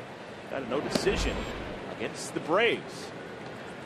Yeah, but a big story with him was his pregame preparation. Kind of an interesting routine that he follows. Corey Hart takes outside, 2-1. This is a guy who's set in his ways at a young age, just 21, but he told every team in Major League Baseball, if you're going to draft me, I'm going to be me, and I'm going to warm up the way I want. I'm going to get loose in between starts and prepare the way that I want. It's worked so far, and that's just the way I'm going to do it. I guess when you're a #1, you can say those types of things, right? All that, hasn't won a game in the big leagues yet. He was fantastic so far this spring, playing minor league baseball, just forcing the hand of the Diamondbacks, forcing them to call him up and give him a shot here at this level. He's got good stuff. Throws hard. He's not a huge guy. He says he has 9 pitches, Eric. Into center field. Leadoff single for Corey Hart. We're in the bottom of the 4th inning. Now, this is the pregame routine for Trevor Bauer. It's about an hour before the ball game. This starts for a 7 o'clock start at about 5:45. All of this is by design. I mean, this is all choreographed. He does the same thing, he says, in every one of his starts. Now look at this, corner to corner. Now this is on the day of a start. You see pitchers a lot of times between starts, they'll stretch out their arms. He needs a couple of relay guys. And this is how he starts every inning in his warm-ups. Now about an hour and 15 minutes it takes him to go through this pregame routine. It's amazing. Now remember, he was in Atlanta when that happened. What is it, about 100% humidity, and it was about 98 degrees? Yeah, it looks wacky until you get that first win. Then all of a sudden, people pay attention for reasons that they want to copy. Ricky Weeks goes the other way. Brewer fans psyched to see that. Corey Hart on his way to 3rd, and he'll make it with a slide. So the first 2 men aboard here in the Brewer 4th inning. Let's finish up with Trevor Bauer. This is where his pregame routine actually comes from. My pregame routine came from a lot of different places, partially Jim Wagner, partially the Texas Baseball Ranch, partially Alan Jaeger, partially me. Just I've been doing it since I can really remember, and I've picked up little pieces and dropped other pieces as the years have gone along. An interesting guy, and he had an interesting quote. We didn't get a chance to show it to you here, but he told us that the first person he called was his kind of pitching coach, his guru, who he has known for many years. He made a promise that he would be the first person that he would call, even before his parents, when he got the first call at the big leagues, and he kept his word. There you go, 21 years old, and I guess eccentric perhaps would be an appropriate term. He should be left-handed, but he's not. I mean, can you be eccentric and only 21 years old? Hey, if it works, stick with it. All right, so the Brewers already up by 2, have runners on at 1st and at 3rd. Here's Cody Ransom, struck out his first time up. Ransom beginning the season playing in the Diamondbacks organization before getting released mid-May. Brewers picking him up and asking a lot out of him with so many injuries they've had so far this year. Inning began when Corey Hart, a single to center field, and then moving over to 3rd on the single by Ricky Weeks.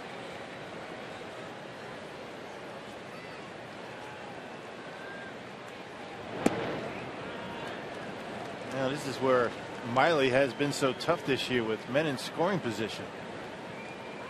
You wouldn't think that he's a rookie. He's very poised down on the mound, very aggressive. Diamondbacks playing back up the middle. Gladly exchanged 2 outs for a run. You can see how shallow Chris Young is out there in center field.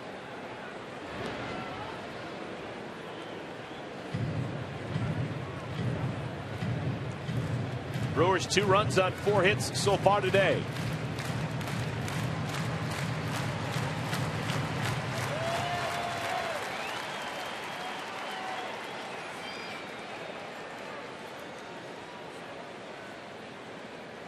Miley normally very quick, taking his time with 2 runners on.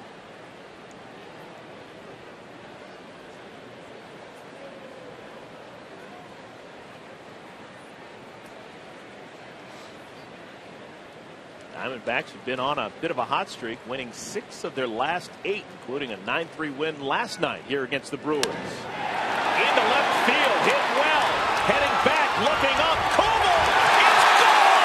Cody Ransom, a 3-run homer.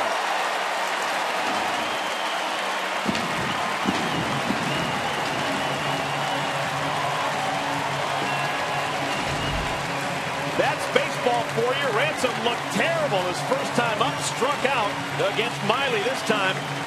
Takes him deep. Yeah, fastball down the middle and a 2-1 pitch. Actually 1-1 count.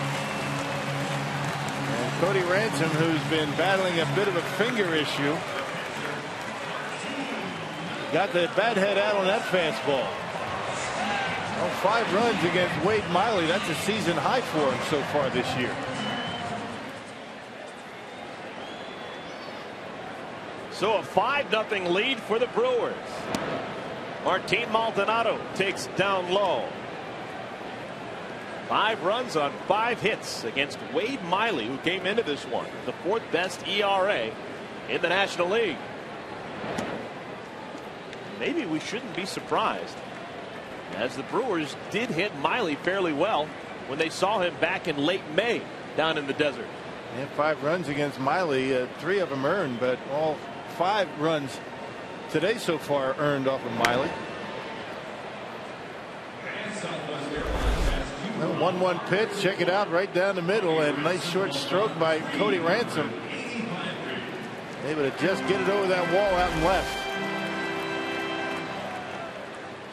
Last 4 starts he's been terrific, has Wade Miley.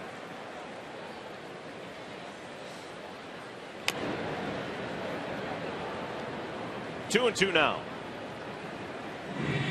Inning began when Corey Hart got the single. Ricky Weeks goes the other way for a single, and then Ransom a home run. Still nobody out. Already 3 runs in, 5 total against Miley. All of them have been earned.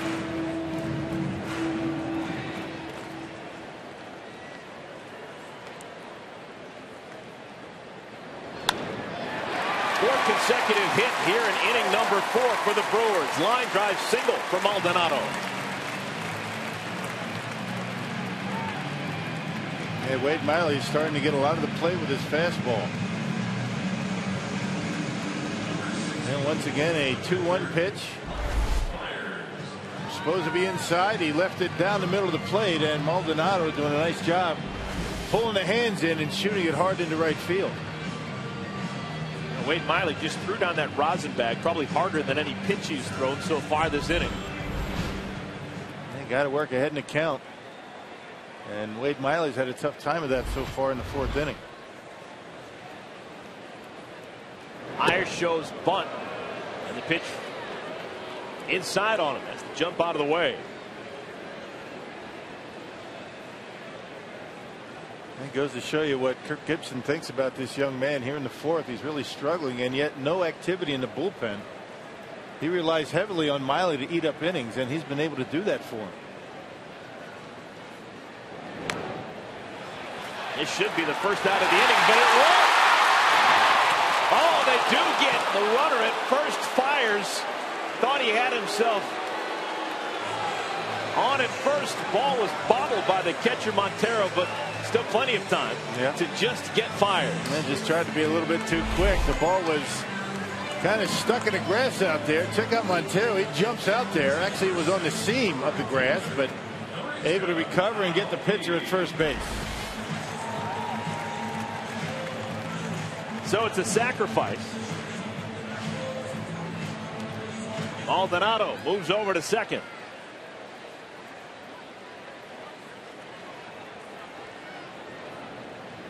Aoki has popped out to third and bounced to second.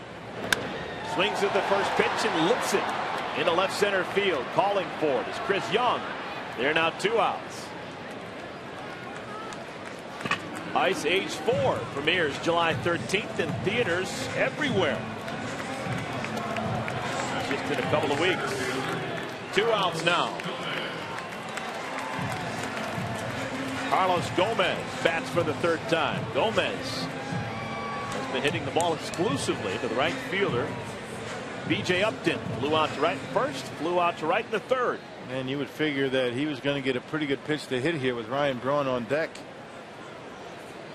You know, Miley doesn't want to have to deal with Braun again.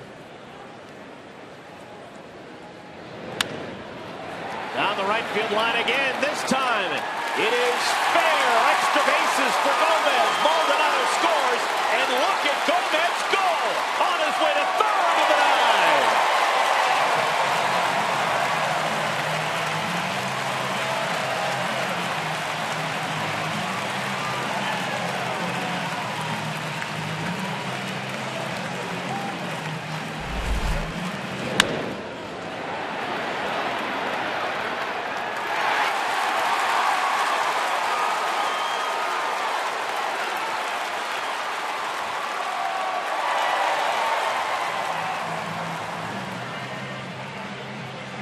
Can you run like that?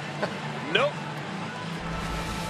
Second time today the Brewers have hit a triple off of Wade Miley. 3rd triple of the season for Gomez.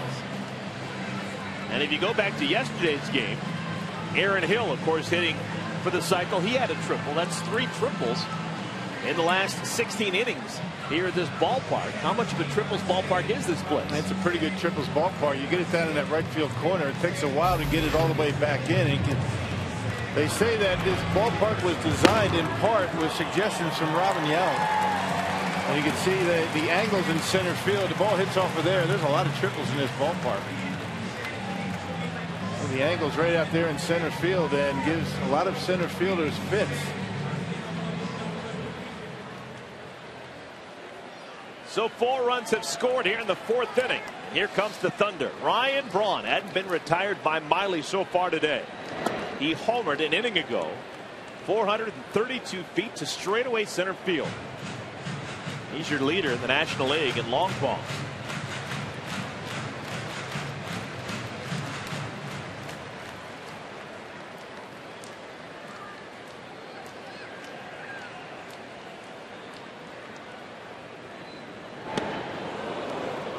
Bill, is there any one particular thing that Ryan Braun does or has that allows him to be the type of hitter that he is? He's just focused, and he wants to be the best. I mean, he comes out to the ballpark every day, prepares himself. He knows who he's going to be facing. He prepares. He knows what these pitchers have done to him in the past. And he keeps himself in great shape. All great players do that. They never give up an at-bat. They never give away a pitch. It's not just Ryan Braun. You look at all the greats that have played, and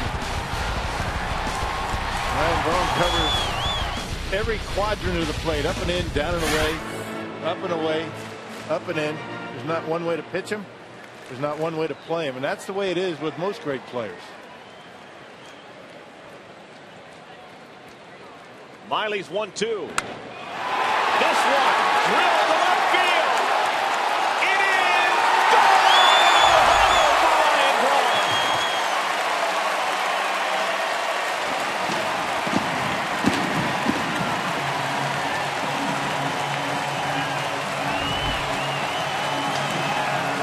Second time in as many innings that Ryan Braun, with 2 strikes on him, takes Wade Miley out of the park. They talk about impact players in baseball, and Ryan Braun is near or at the top of the list.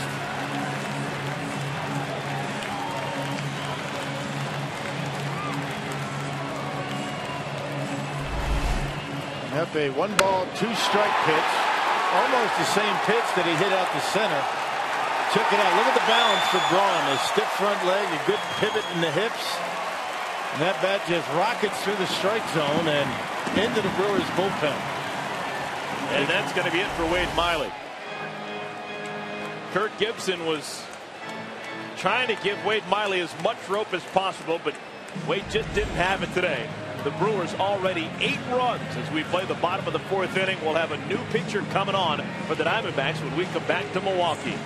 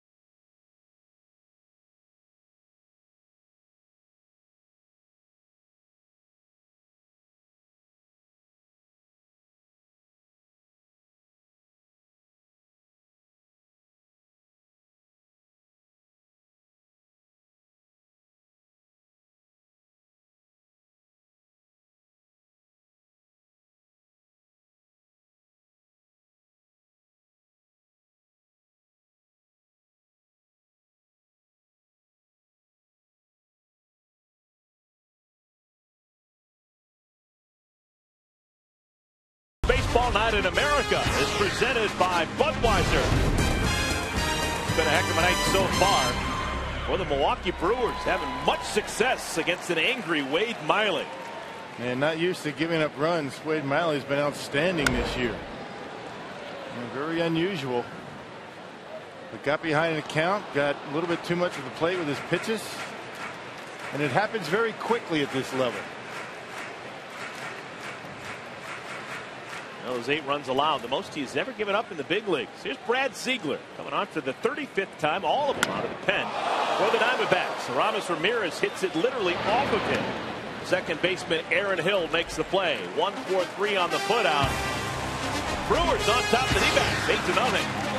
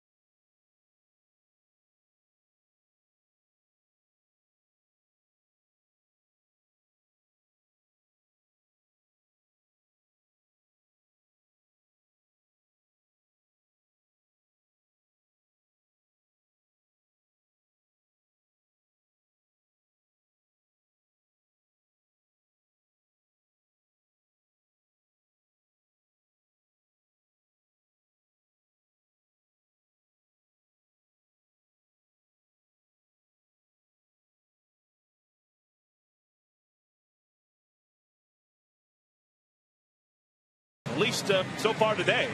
Top of the 5th inning, Brewers on top of the Diamondbacks, 8-0. 3 home runs combined for those 2 men. Cody Ransom on the left, Ryan Braun, he's got 2. Braun has got 837 feet worth of homers so far today. 1 to center, 1 to left. It's only the 4th inning, 5th inning now.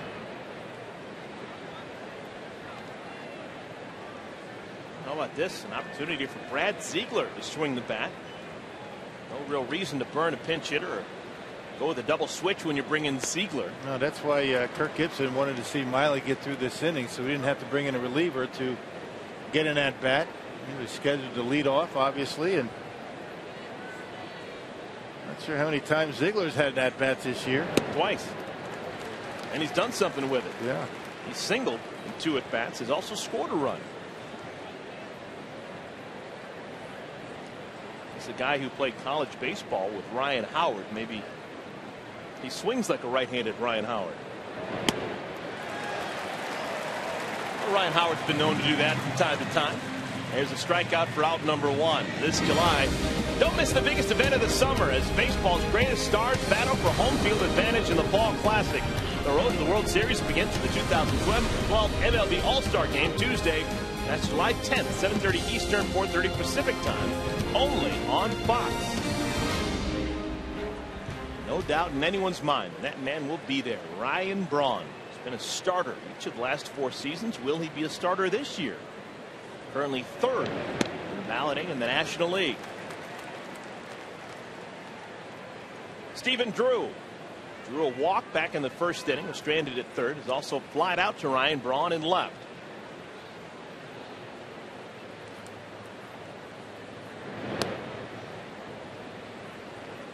Bill Stephen Drew coming back from that ankle injury. Everyone asked him about the ankle. If the ankle is ostensibly healthy, how long does it take to just kind of feel like yourself again after missing almost a full year of playing time at the big league level? And it's not just feeling good, being able to run around the bases, cut the corners, and he's playing a tough position, shortstop. I mean, it's awfully difficult to miss a year of baseball and expect to have a good swing and see the ball the way you did before. That's the amazing thing about what Buster Posey's been able to do this year. He missed a lot of time last year, and he came back like he never stopped. It's not an easy thing. It's another strikeout for Mike Fiers. He has got 8 strikeouts through 4 2/3. 8 strikeouts, 6 fly ball outs. The ball hadn't been hit on the ground against him so far today. Does not have a ground ball out, but 2 of his strikeouts are looking, but the other strikeouts have been on either curveballs down in the dirt or fastballs up in his zone. So once he gets ahead with 2 strikes, and this is what Wade Miley had a tough time doing here tonight. Throw strikes early so you don't have to throw them late in the count. So 2 outs. Aaron Hill takes a called strike. Aaron Hill hit for the cycle yesterday. He's got the batting average of 300 right on the nose. But he's got a whole bunch of nothing so far today. 0 for 2 with the strikeout. Strikeouts cycles are so rare. And Aaron Hill has 2 of them in the last 11 days. In case you're wondering, there have been 3 players in the history of Major League Baseball that have hit 3 career cycles. Dave Herman back in the 30s, Bob Musial back in the 20s, and John Riley back in the 1800s, the late 1800s. Down the left field line, Ryan Braun makes the play, side retired. It is still an 8-0 lead for the Brewers. You're watching Fox Baseball Night in America from Milwaukee, Wisconsin, presented by Budweiser.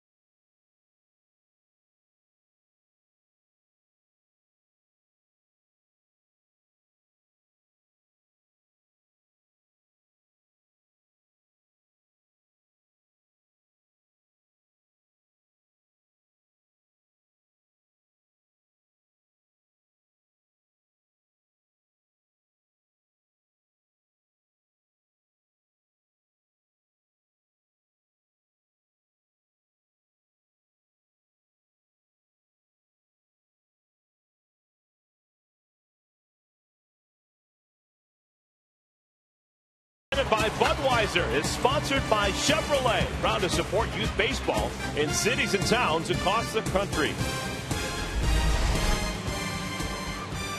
Brad Ziegler now working on his first full inning. Came on in relief of Wade Miley with 2 outs in the 4th inning when Miley just couldn't get out of that 4th.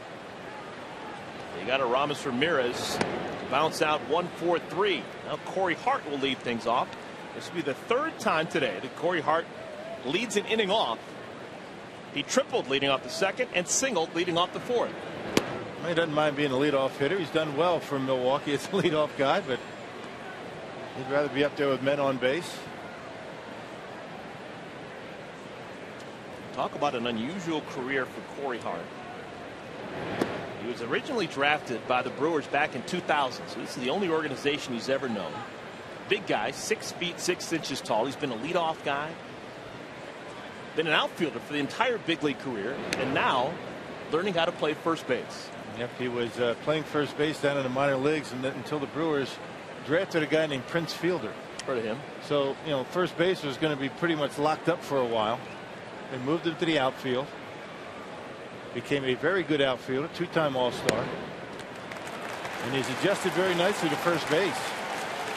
Third consecutive time that Corey Hart has reached base safely as a leadoff hitter in an inning. Let's take a look at our game summary. 8-0 Brewer lead. Brewers putting 6 runs on the board in that fourth inning. Ryan Braun has hit 2 homers. One's gone 432 feet. The other one's gone 405 feet. Wade Miley just didn't have the stuff that he normally has. Yeah, Wade Miley goes from 2.19 for an earned run average all the way up to 2.87.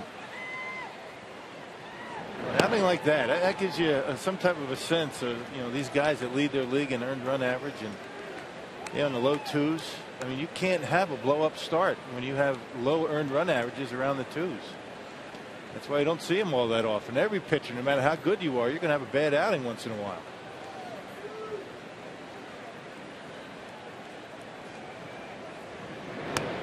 Some would say that Wade Miley had a pretty good chance at the All-Star game. I guess I couldn't argue with that. As far as pitchers go for the Diamondbacks, he's got to be the guy that would get the nod if a pitcher for the D-backs was going to make the team. I don't see an outing like this having much of an impact on that. He still had a tremendous first half. Ziegler spins one, stays inside, 1-2. Well, yesterday, in case you missed it, R.A. Dickey continues his magnificent run at Dodger Stadium against the Dodgers. Just terrific once again. This is a guy who was a journeyman for over 10 years. Now he has become arguably the best pitcher in the National League through the first 3 months. And one of the best stories in all of sports. A knuckleballer. You got to give a little bit of a props to the catcher, you know, catching that knuckleball. That's not the easiest thing in the world to do. 2-2. Chopped foul. You were a catcher for a long time in the big leagues. You ever catch a knuckleball? I did catch a knuckleball. Tom Candiotti, one of the broadcasters for these Diamondbacks. He learned his knuckleball down in the minor leagues with Milwaukee. But they're not easy to catch. You know, Bob Uecker has a great saying. You know what it is. Easiest way. Go ahead. Easiest way to catch a knuckleball: wait until it stops and pick it up. 2-2. Shortstop Drew goes the short way for one. Aaron Hill, nothing to be gained there, and he throws the ball into the dugout. That's going to be an error on Hill. Doesn't happen very often. And there's going to be a runner on at second base with 1 out. Yeah, really no chance of turning 2 with Ricky Weeks running down first base. Corey Hart doing a nice job, aggressive base running. And you can see Ricky Weeks already by first base when that ball gets to Goldschmidt. Just eat that throw. Don't even bother. That's the first error in 56 games for Aaron Hill. One of the reasons why the Diamondbacks have been winning games. Good defense. They're starting to hit. Their pitching is starting to come together. Last time he made an error was April 20th.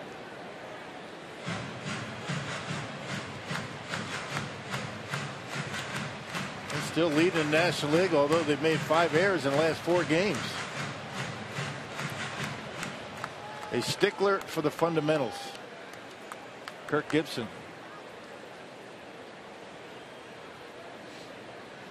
0-1 to Cody Ransom. 0-2. Ransom, a couple of extremes, looked baffled his first time up in the second inning, struck out on 4 pitches. And then in the 4th inning, with 2 runners on in front of him, blasts a home run, his 7th of the year. His first 4 home runs coming as a member of the Diamondbacks.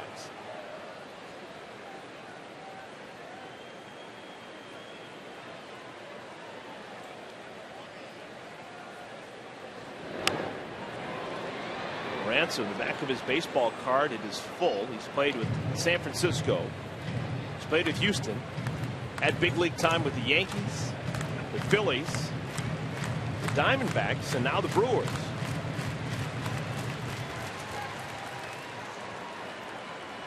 That's a good career as a journeyman utility infielder, right? I mean, you can make a good living doing that.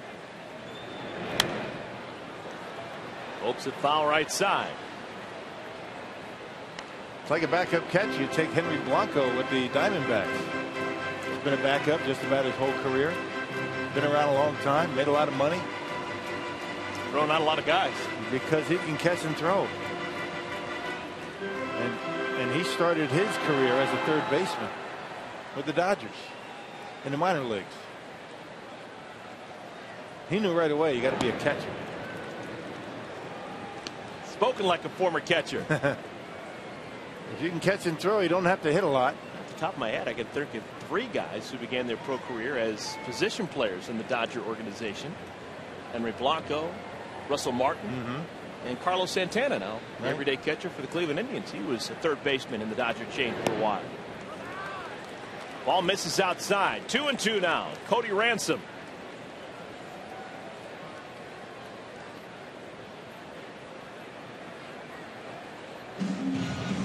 Brad Ziegler coming on in replace of Wade Miley. Here in this 5th inning, he walked the leadoff man Corey Hart. Ricky Weeks hit into a 6-4 fielder's choice. And then Aaron Hill threw the ball into the dugout, allowing Weeks to move into scoring position. Count is now 2-2 to Cody Ransom.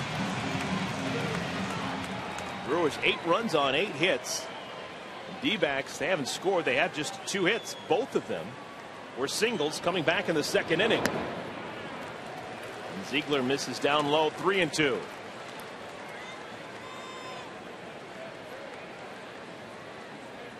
Ransom getting playing time in Arizona. Stephen Drew on the disabled list beginning the year. Now getting playing time here in Milwaukee with Alex Gonzalez on the disabled list. Into center field. Weeks being waved around. He's going to score standing up. The error proves costly for the Diamondbacks. A 9-0 lead for Milwaukee. Well, Ziegler getting a pitch up in the strike zone, and Cody Ransom taking it right back through the middle. And Chris Young, no interest in making a throw. He's having a tough time throwing the baseball right now with that sore shoulder. But Ziegler giving up a run here, and that's kind of unusual because he has been pretty good for these Diamondbacks out of the bullpen. Here's the catcher, Martin Maldonado. He singled and scored his last time up. Maldonado splitting time with George Gutaris. Jonathan Lucroy on the disabled list.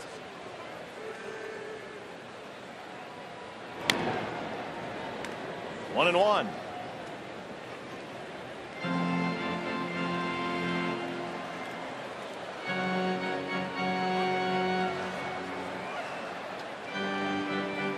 So the pitcher, Brad Ziegler, 32 years of age. This is a guy who's been a success story just from where he's come from. Originally drafted in the 31st round by the Phillies, didn't last very long in their organization. This could be 2. The second for 1 on to first. Double play. Well, Brad Ziegler knows the importance of the double play ball behind him. Gets out of the inning, but another run scores for Milwaukee.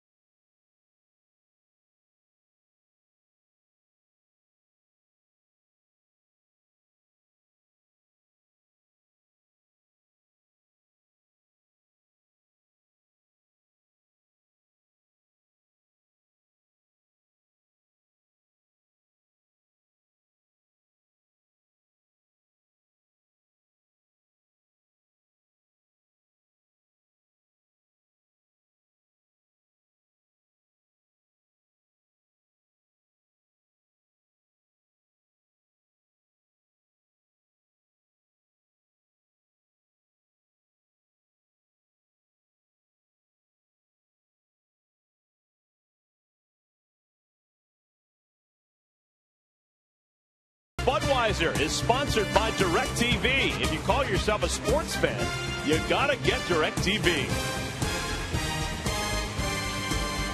Man, don't get much better than this.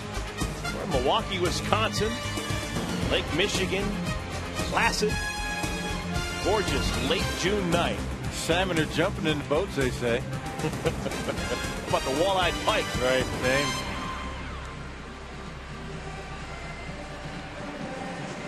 Now just about a couple of miles west of Lake Michigan. We're here at Miller Park. The locals doing just fine. 9-0. Brewer lead over the Diamondbacks. Mike Fiers was in real big-time trouble in both the first and second innings. Got out of it, and he is really rolling now. He's got a career-high 8 strikeouts. That ties a career high. And he's retired 8 straight. So he has been able to settle down. He struck out at least 1 in every inning. Struck out 2 back in the 5th. Here in the 6th, it's Upton, Kubel, and Goldschmidt.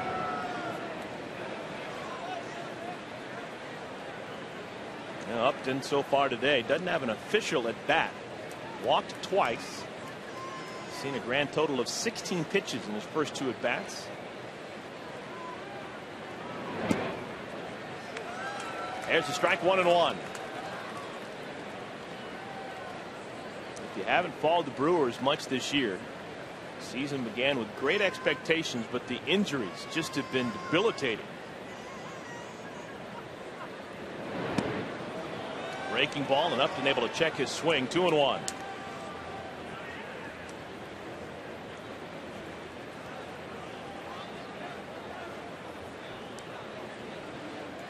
Diamondbacks, on the other hand, they're starting to really turn it on. Month of June has been special.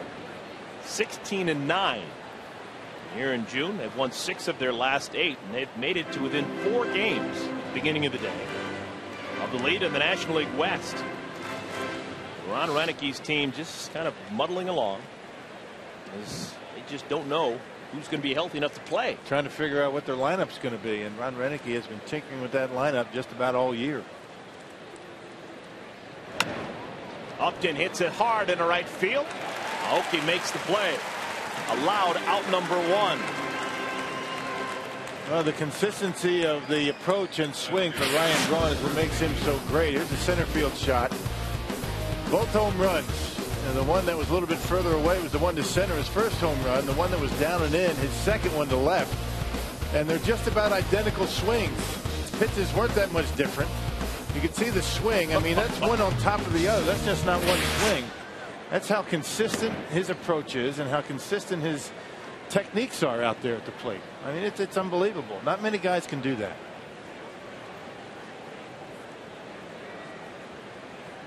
Yeah, they say you take the same swing on every pitch, no matter if it's inside, outside. It's just a matter of your timing. On a pitch in, you have to start a little bit earlier. You take the same swing, but on a pitch away, you take the same swing, but you have to wait. It's all about timing, and the pitcher's job is to disrupt that timing. Kubel hits it foul down the right field line. A lot of guys on a pitch away. And Goldschmidt is like that. You see that from Justin Upton. He hit a bullet into right field. It's just a matter of waiting back, trusting your hands, not trying to drift too much, keeping the hands back. And guys like Ryan Braun, Upton, Goldschmidt, your great hitters are going to be able to stay back because they're not worried about getting jammed. They trust their hands. They trust their quickness. And when they hit him to right field, it's like a left-handed pull hitter. Swung on and missed. That is now 9 strikeouts for Fiers. And he's got Kubel a couple of times now on changeups. After a very shaky first 3 innings, Mike Fiers has really settled down nicely. You can see the pitch counts starting in the 4th inning. He's thrown 100 pitches to get through 5 2/3. Now retired 10 in a row. And Paul Goldschmidt, line out and lined out, both to right field. One of those outs ended the first with 2 men on. Another one ended the third with a runner in scoring position. So he's had a night of frustration after having a night last night when he had a career high 4 hits. Well, last night, the 1 through 5 batters for the Diamondbacks just simply refused to be retired. They've had no success so far in this one. It's the way the game goes. That's what Kirk Gibson was talking about before the ball game. He says, how can you explain the resurgence of your offense? He says, I can't. Just the way the game is. You're around the game long enough, you realize you can't really put your finger on one thing. Hitting is kind of funny that way. Sometimes one guy hits, they all hit. 2-1. A little bit down low, 3-1. Oh, they appeal, and it's a swing. 2-2.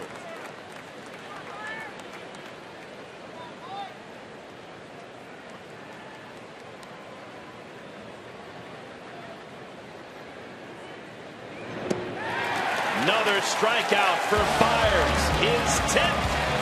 We've made it to the home after the 6th inning. 9-0 Brewers.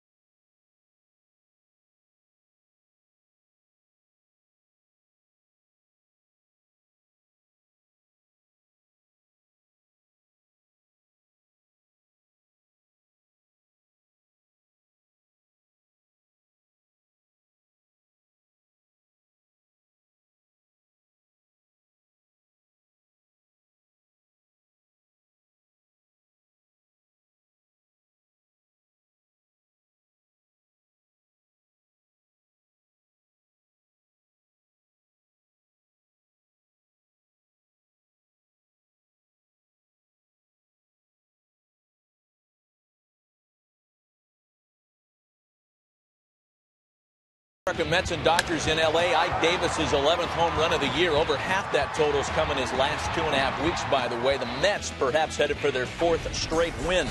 96 degrees in Arlington, and Josh Hamilton's heating up again. His 3rd home run in his last 6 games. Texas halfway home to their 5th straight winner as we get you back to Eric and Bill in Milwaukee.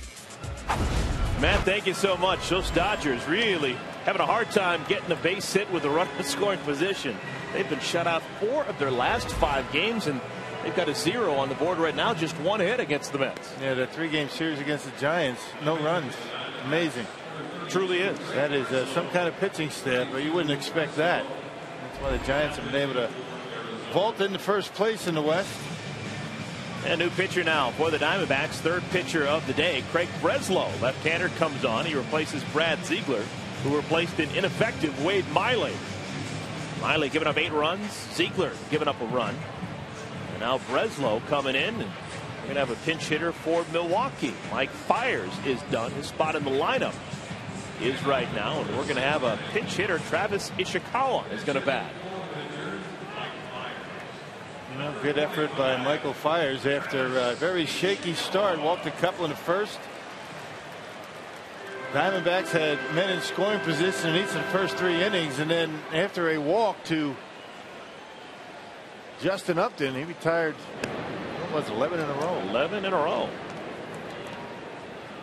He gives up just 2 hits. A little accidental, base hit by Miguel Montero. And then a single by Ryan Roberts. A hard hit ball through the left side of the infield. That's it. 2 singles. Manny Parra getting loose. He will come on, you would imagine, when we make it to the top of the 7th inning.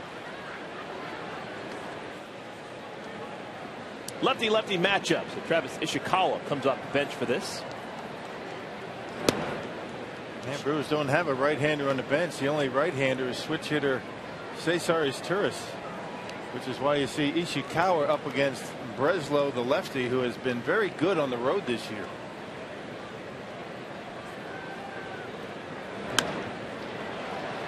Down the left field line, giving chase is Kubel, and he makes the play. The stars align for the 2012 Major League Baseball All-Star Game as the best of the American League taking on the National League's top players. Don't miss the action Tuesday, July 10th at 7:30 p.m. Eastern, 4:30 Pacific, only on Fox. Ryan Braun, a starter each of the last 4 years. Just an overwhelming favorite in terms of balloting. This year running 3rd in the National League. 4th at bat for Aoki. He has popped out, bounced out, and flied out. You would figure, with respect to players that are going to be on the All-Star team in this game, you would figure Braun, and I gotta believe Greinke's going to make the All-Star team. Starting pitcher Zach Greinke having a great year from Milwaukee. Maybe Montero, Goldschmidt, perhaps for the Diamondbacks. Perhaps Miley. Zach Greinke has been unbelievable this year. Has not lost a game here at Miller Park in 2 years.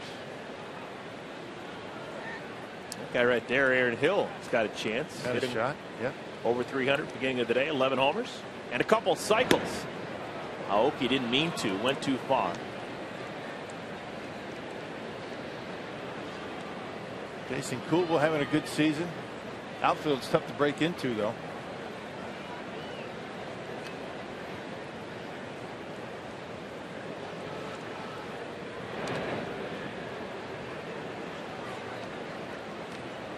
Two and two. Greg Breslow coming out of the pen. His Diamondbacks trailing 9-0. But you can kind of say this is a pressure-free appearance out of the pen for Breslow. On the ground to 3rd. Roberts stays with it. And Aoki, who runs so well, out by a whisker. Well, he almost beat it over there at first base. A routine ground ball to 3rd base. A little bobble by Roberts. Also takes a little bit of a bobble with guys running down that line quickly. Finally gets a handle on it. Takes a couple of crow hops, and look at Aoki. Just barely able to get him at first base.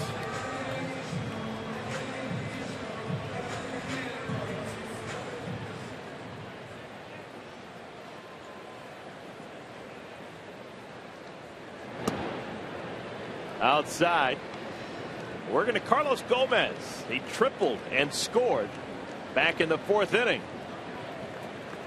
All 3 times today he has hit the ball to right field. A couple of flyouts to Upton, and then a triple down the right field line.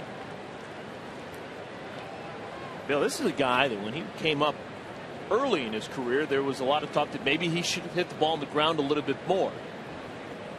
That's not his game. I mean, a couple of organizations have tried to get him to do that. 3, actually. The Mets, the Twins, and now Milwaukee. He said, go ahead, take your hacks, and he takes a big hack. Got off to a good start this year, but as I mentioned, he's been on a disabled list. He's cooled off.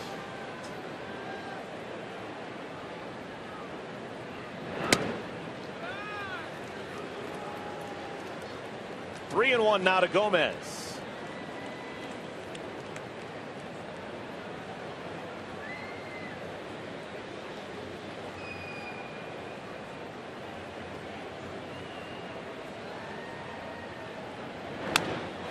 Hard, but foul. 3 balls and 2 strikes. Craig Breslow, how about this tweet from him? He's a little bit confused. Since they served brats in Atlanta when we were down there earlier in the week, what do I eat when I'm in Milwaukee? Peaches? Yeah. That's good stuff. The Twitter world. Amazing, isn't it? It really is. Another hard foul ball, third base side. I wonder if he got a response to that.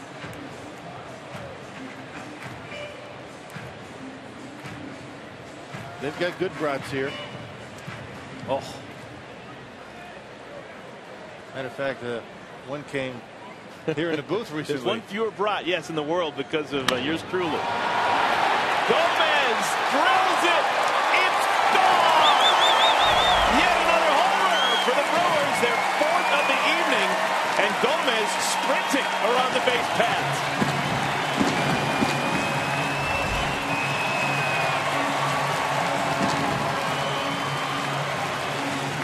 No hot dog and Gomez the way he runs around the bases after a home run.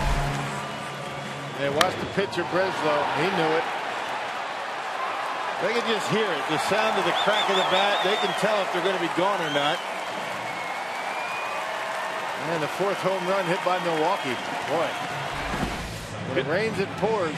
Bill, did he get to third base quicker on his triple or on that home run? He was busting it out of the box. Here's Ryan Braun, swings at the first pitch. And for the first time today, Braun is retired. Well, here in Milwaukee, the question always is, which worst is best? The sausage race. You're watching Fox Baseball Night in America from Milwaukee, presented by Budweiser.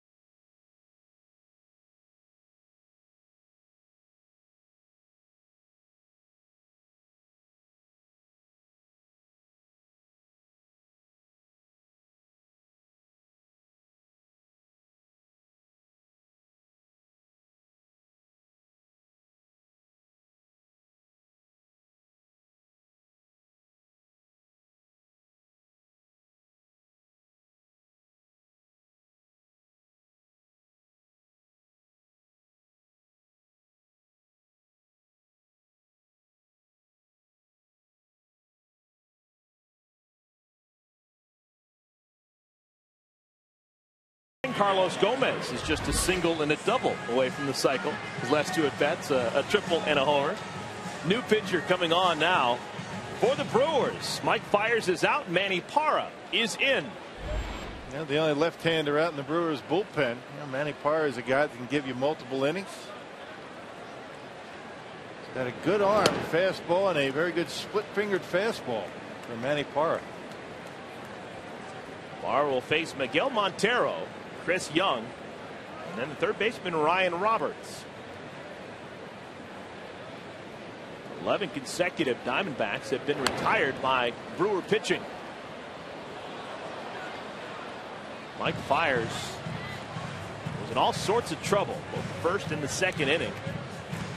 Got out of jams both times with nothing scored, and then really settled down. Tired the last 11 men that he faced. He's in line to pick up his third win of the season.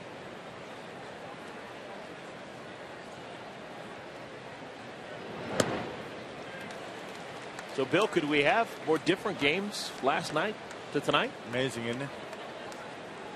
The Diamondbacks all over Milwaukee, and tonight, so far at least, the Brewers all over the Diamondbacks. That's the way this game goes sometimes.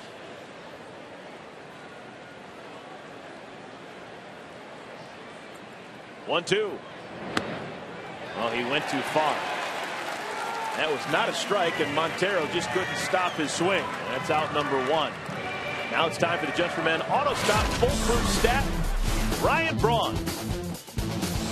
15th career multi-homer game. It's the third time he's done it so far this year.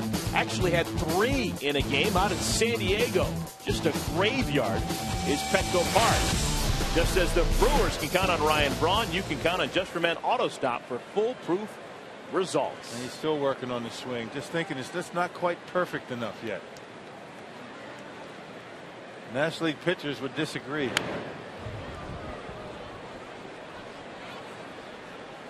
Chris Young 0 for 2.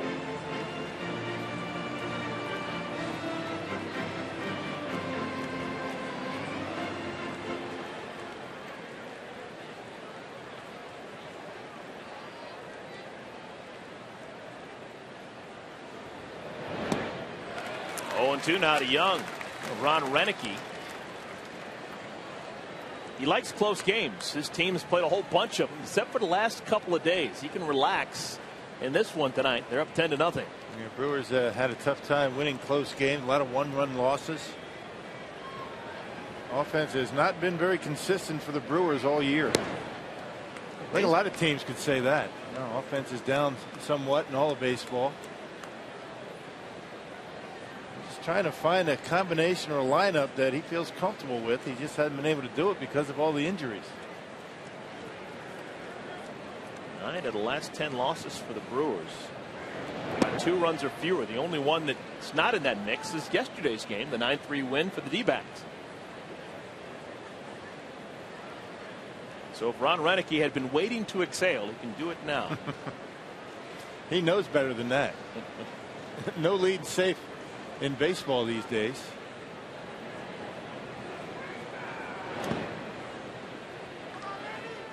The Diamondbacks have done a good job in the last couple of years under Kirk Gibson of becoming a team that controls the strike zone a little bit better. Chris Young is still usually among the leaders in strikeouts, not this year because of his time on the disabled list. But right now, this is looking like a Diamondbacks team of a couple of years ago with all the strikeouts. As a team, 11 strikeouts through 6 1/3. So Brewer pitching has recorded 19 outs. 11 of the outs have come via the K. All-Star Game festivities begin tomorrow with the Selection Show on TBS. Then on July 9th, don't miss the Home Run Derby on ESPN. On Tuesday, July 10th, see the players arrive on the Red Carpet Show on MLB Network. Followed by the 2012 All-Star Game right here on Fox. 7:30 Eastern, 4:30 p.m. Pacific time. That's a lot of fun, a lot of things to look forward to. Just a celebration of Major League Baseball with something on the line. I should add. Home field advantage for the World Series, something that the Cardinals really took advantage of last year, courtesy of a Prince Fielder home run in the All-Star Game in Arizona, oddly enough.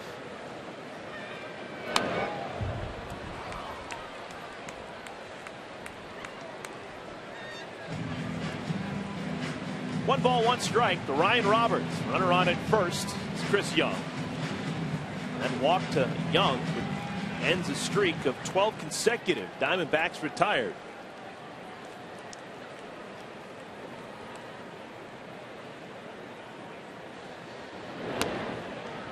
Outside. Bill, I was just handed this note. The Brewers so far today with their 4 home runs, if you add up the yardage, not the feet, if you add up all the yardage of the home runs hit, one by Ransom, a couple of them by Braun, and one by Gomez, Brewers have hit 557 yards worth of home runs. The reason I put it into yards, of course, you got a lot of cheeseheads, a lot of Packer fans here in Wisconsin. In case you're wondering, Aaron Rodgers, his career high for a game in yards, 408. So the baseball playing Brewers well ahead of Aaron Rodgers' career high for one game. Pretty good. That's good. I was wondering where you were going with that. I like it. 2-2.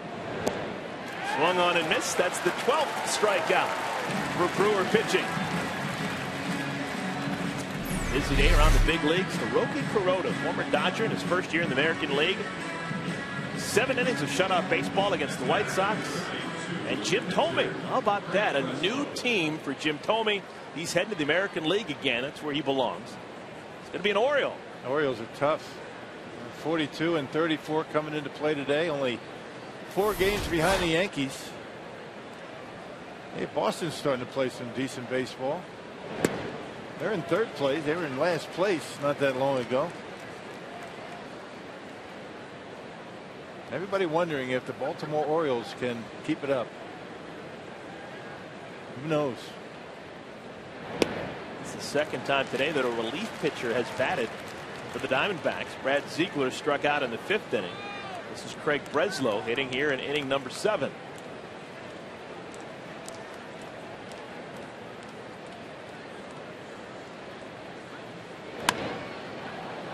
That's just foul. That's cruel. If you're a pitcher like Breslow, doesn't get a chance to hit very often. Could have hit the chalk for him.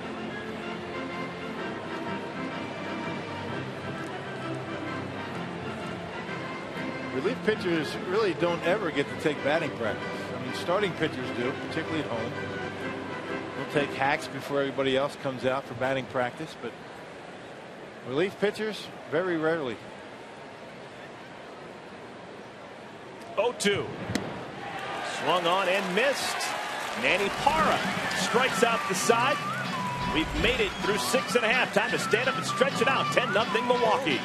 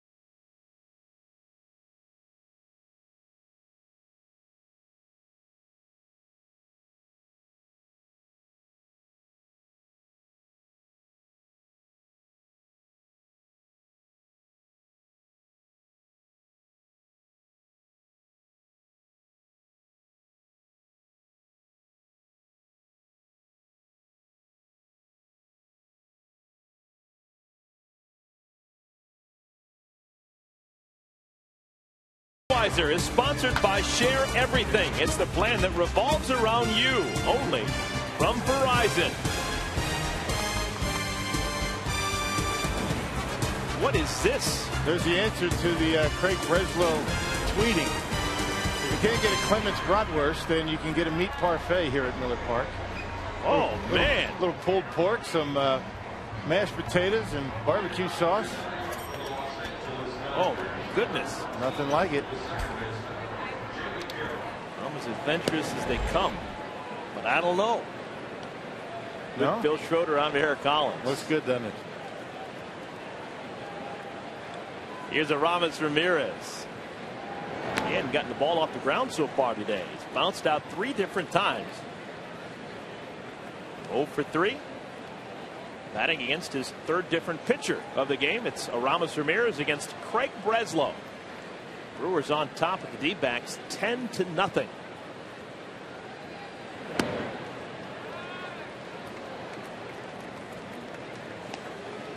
Bill, in a game like this, when your team is ahead 10-0 and you're batting, is it hard to keep the focus and bat? Yeah, sometimes you go up there, and I think it's more prevalent when you're behind 10-0 to keep the approach and just try and make good contact, get a base hit. Tendency is you want to try and hit a home run, but these are the kind of at bats. I mean, for both of these teams that end up hurting you as the season goes on. You have enough of these at bats that you give away. That's what you're asking, right? I mean, just think going up there trying to lift and separate and hit home runs, and you have enough of those at bats, and that might be the difference between a 275, 280 season and a 250. Got to keep that concentration. That's what the great ones can do. Not many can do it. Hall of Famers never give up an at bat. Albert Pujols so good at that. Matt Kemp, guys like that. Here's the first base hit of the day for Aramis Ramirez. Runner aboard here in the bottom of the 7th inning. This MLB on Fox season, Fox Sports is proud to support Boys and Girls Clubs of America, a place where youth can reach their full potential as productive, caring, responsible citizens. To learn more, please visit greatfutures.org/Fox Sports.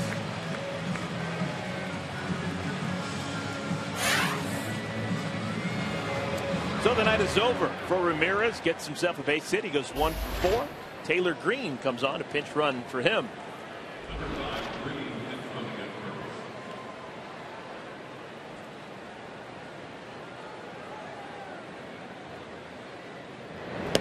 Corey Hart has had a day. Hadn't been retired. 3 different times he has led off an inning, and all 3 times he has reached safely. A triple, single, a walk. He scored a pair of runs.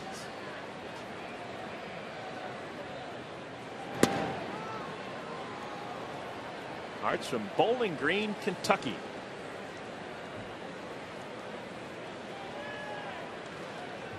I've always thought that uniform number 1 looks a little bit odd on him. He's got such a big frame. He's 6 feet 6 inches tall. Yeah, tall and lanky. He's a double-digit guy.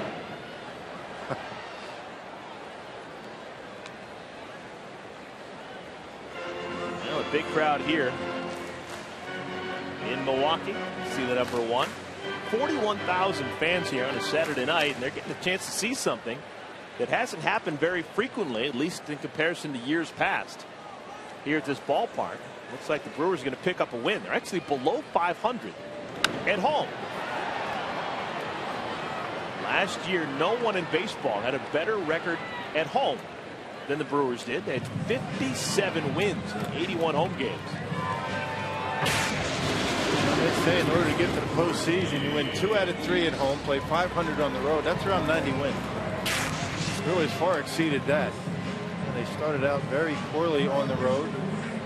Just like the Diamondbacks are going through a stretch where they haven't played all that well on the road. When you look at their overall numbers away from Chase Field, not too bad, 19 and 20. But lately they've struggled. I think that might have a lot to do with who they play on the road, as opposed to whether it's an issue of home and road or not. Ricky Weeks, opposite field single back in the 4th inning, scored a run. I remember hearing from a veteran manager at one point that all you really need to do in Major League Baseball to be a postseason team is win 11 out of every 20 games. Win 11 out of 20, and you finish with 88, 89 wins, and more often than not, you got a real good chance to be in the hunt last week of the season. Well, especially this year with 2 wild card teams, right? It's going to be interesting to see how that's going to affect the trading deadline deals at the end of July. A lot more teams are going to feel as though they're in it. Well, already the Philadelphia Phillies making the trade of Jim Thome to Baltimore earlier today. I don't know how much you can read into that. Does that really indicate that the Phillies are already waving the white flag? I doubt Can't imagine that. I doubt it. Zach Greinke, the way that he has pitched, I'd imagine there'd be some significant value to him if the Brewers decided to go that way. Yeah, Brewers have 3 starting pitchers that will be free agents at the end of the year. Greinke, Sean Markham, who right now is on the disabled list and Randy Wolf. And they have Francisco Rodriguez down in their bullpen.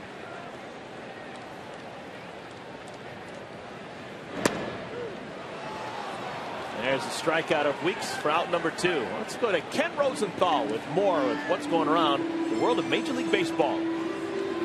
Eric, Bill, the Brewers are more likely to sell than not at the deadline, but they still would want to return to contention quickly.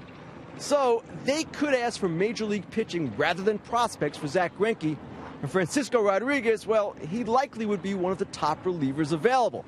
The Brewers also are getting inquiries on 2 of their other relievers, John Axford and Jose Veras, and Randy Wolf, George Gutierrez, and Sean Markham, if healthy, all could be in play. Yeah, thanks, Ken. That's wow. From the way that the Brewers played last year and came into the season, to think that quite possibly all of these big-time names, looking at John Axford, and there's K-Rod next to him working on the nails. It's hard to believe. But a whole bunch of injuries. Yeah, much different team. I mean, 9 players from last year's team no longer with Milwaukee. Ron Renicky was talking about that before the game today, and I think the next couple of weeks are going to be a very important time for the Brewers and their organization as to whether they're going to start selling pieces off and getting, prospects, or as Ken Rosenthal talking about, maybe big league ready players to build for next year. But I don't think anybody with the Brewers, particularly in that dugout, are willing to wave the right flag, as you say, like the Phillies.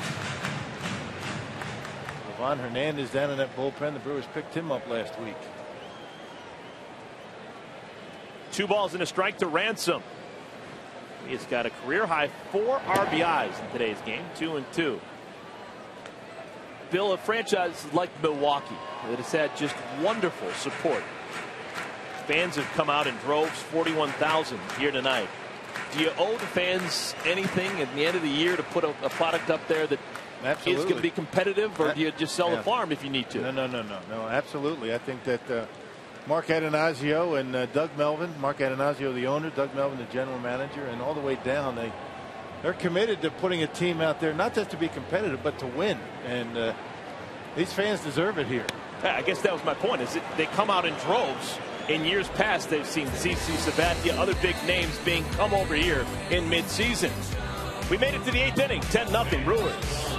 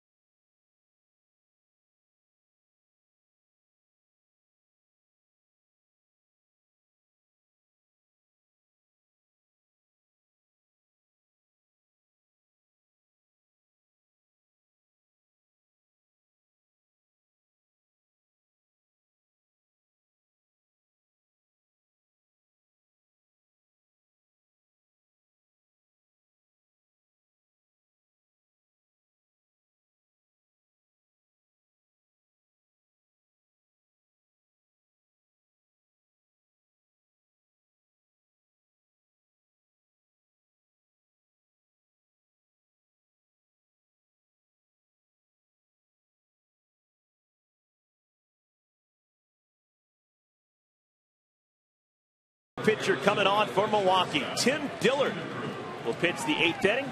Brewers on top of the D-backs 10-0. 33rd appearance, all out of the pen for Dillard. That side armor that very effective against right-handed batters, not so much against lefties. Taylor Green, the new second baseman, new third baseman. Veteran Cesar Torres, former Gold Glove shortstop. Diamondbacks haven't had a base hit since back in inning number 2. And a couple of singles in the second inning against Mike Fiers. That's been it.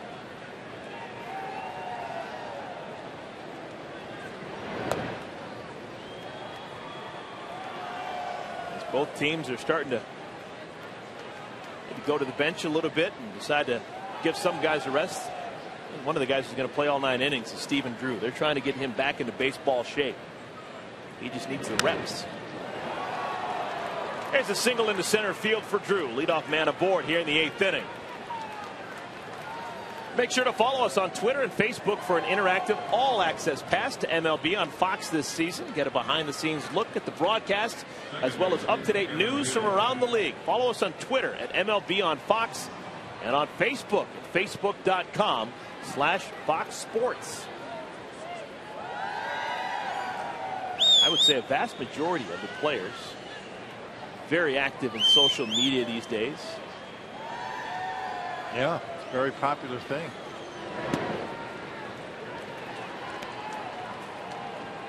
Takes some of us a little longer to grasp onto that. Would that be you? I'm on the edge, actually.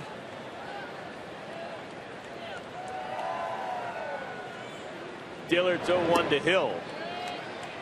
Tries to check his swing, and he does. 1-1.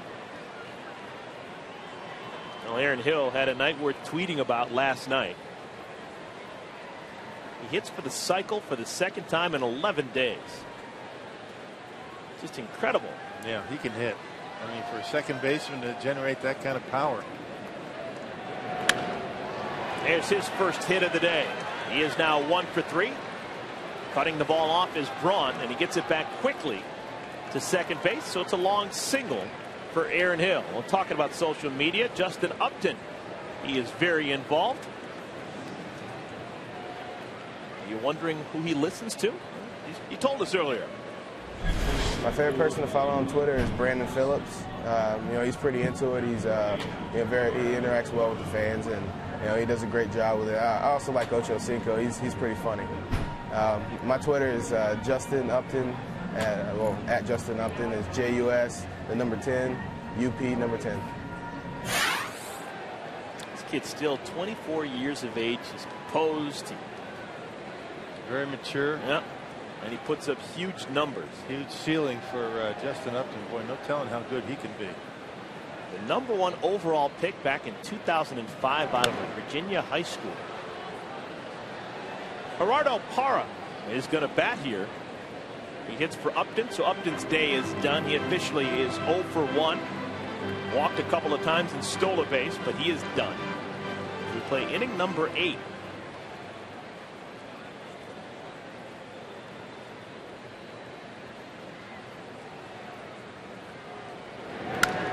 On the ground, backhanded, and the out is recorded at second. Nice play by Taylor Green, who came in just here to begin this 8th inning.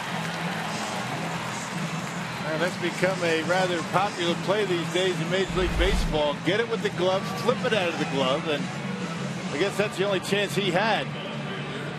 And Cody Ransom acting as a first baseman over there at second base, getting the force out. Nice play defensively for Milwaukee. Both of these teams have been very good defensively in the month of June. Diamondbacks able to score their first run of the game. Stephen Drew crosses the plate. It is now a 10-1 game.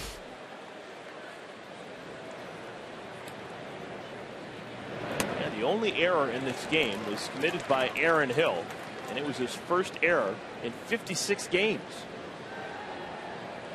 We have 2 of the top 3 teams statistically in terms of fielding percentage in the National League. There's Aaron Hill, just out at second base on the nice play by Green and Ransom.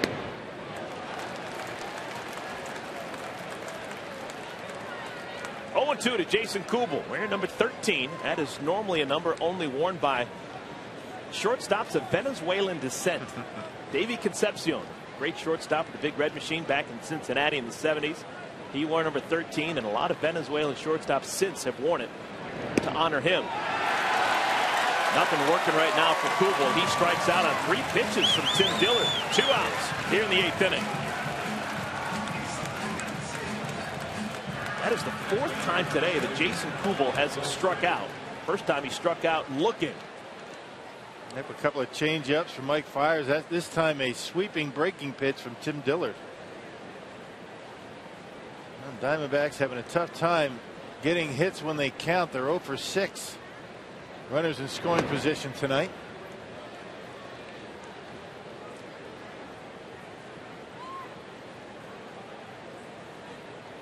Parra still the runner on at first. This is Paul Goldschmidt, 0 for 3.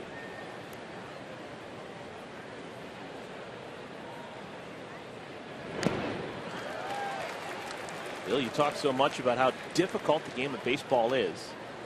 One of the most difficult things to do is actually to find a guy who can play in the big leagues, to be a scout. It's amazing that these guys are able to scour America and Latin America and find big league talent.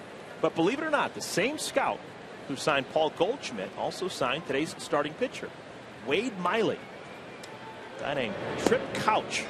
He was in charge of basically the Southland Conference for the Arizona Diamondbacks. And Goldschmidt was a star at Texas State in the Southland Conference. Wade Miley was a star at Southeastern Louisiana, Hammond, Louisiana. So 2 guys taken a year apart, signed by the same scout. That doesn't happen, folks. Right. And that's a tough life, being a big league scout. Rough travel. A lot of times it's in rental cars and things like that. They sit around watching games and certain places that you didn't even think they would play baseball, but it's very rare that they miss one. They're worth their weight in gold. You get a good scout, boy. Organizations keep them. And they're able to see things in a player that the numbers don't show. Softly hit, third base side. Chance for Izturis. He doesn't make too many mistakes. He has been terrific over the years with the glove in his hand. Now Bernie the Brewer getting the workout going down that slide. 4 Brewer homers. They lead the D-backs 10-1.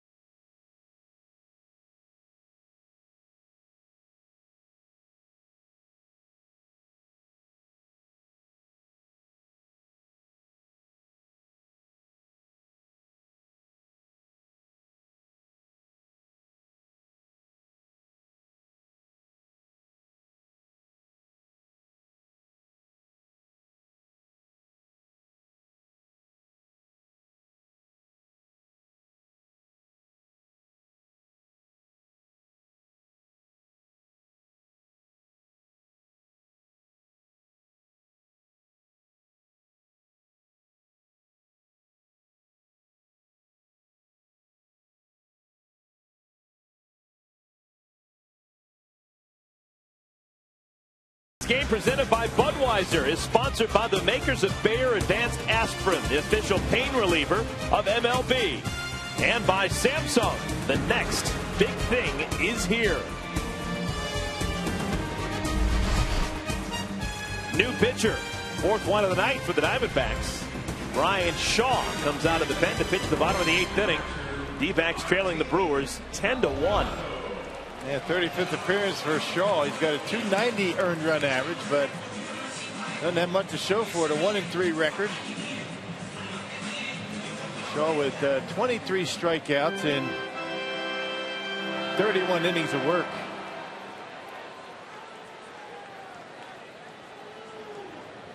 Milwaukee, they have scored in 5 of the first 7 innings so far today. Martin Maldonado, little flare, and it drops. Aaron Hill giving a big-time effort, not able to make the play. Leadoff single for Maldonado. Yeah, good effort by Aaron Hill going after this bleeder, this little Texas leaguer out in the right, fully stretched out. Good effort, down by 9 runs in the 8th inning.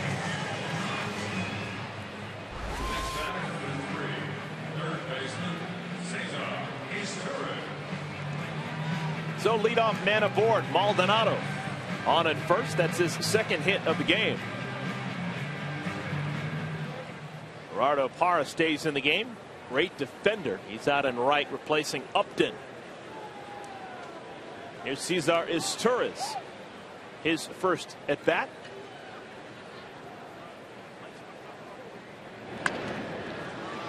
On the ground, right side. Is the tag made? No! Goldschmidt misses. Maldonado going by, and then it's too late to first. Everyone is safe. It's been that kind of day for the Diamondbacks. Maldonado trying to gingerly get out of the way of that ground ball. Obviously not out of the baseline. And by the time he goes back to first base, too late. Shaw's not there.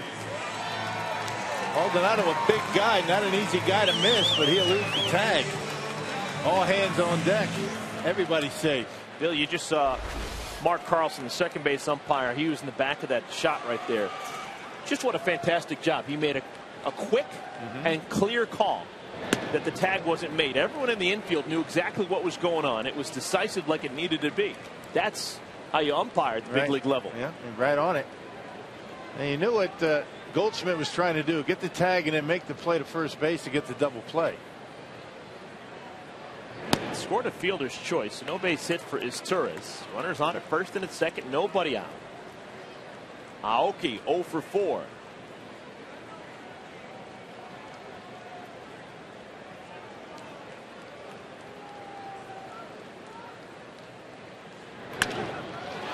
Off the pitcher. Everyone's going to be safe. So 3 consecutive Brewers have reached safely on a fluke, a fielder's choice where no out was recorded, and now an infield single. Well, Aoki's first hit of the game, the first at bat that Aoki has had against the right-handed pitcher. And he singles. Well, they say it's not how, it's how many, right? This is a results-oriented business. Doesn't matter how you get it done. And the next 2 batters for Milwaukee, batting with the bases loaded and nobody out, are the 2 hottest Brewers, at least in today's game. Carlos Gomez, a triple and a home run, his last 2 at bats. Ryan Braun will follow.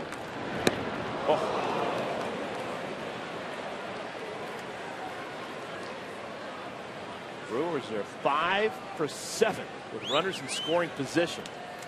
Yeah, they were 3 for 4 in the 4th inning, and 2 of those were home runs.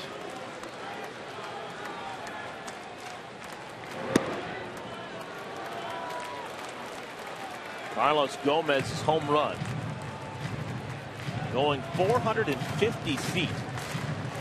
There was no doubt about it shot, but he sprinted around the bases.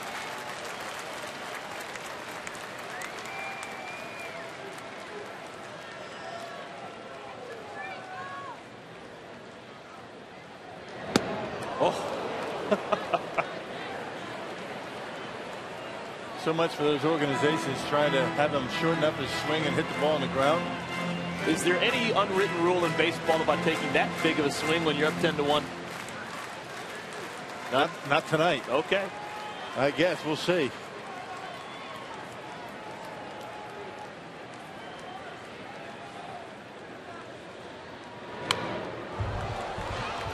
with respect to unwritten rules in situations like this, you don't go after 3-0 pitches, you don't steal, and you don't bunt for a base hit. You got a big lead late in the game. Those are kind of the things you're talking about. Not necessarily big swings, because Gomez does that all the time.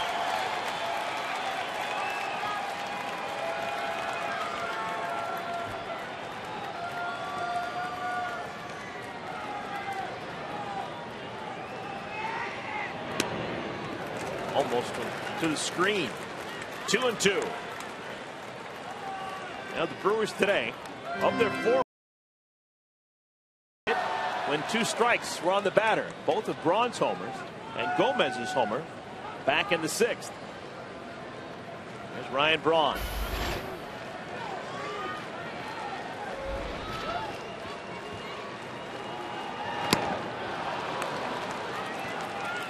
First out here in the 8th inning.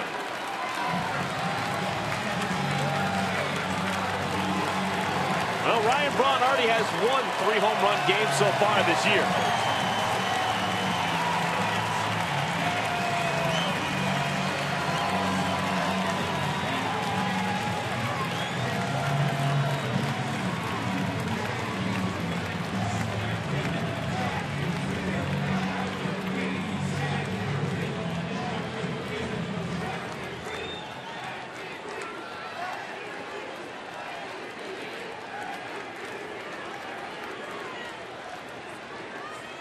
Braun 2 for 3 with those 2 homers. Starts with a strike. Not happy about it.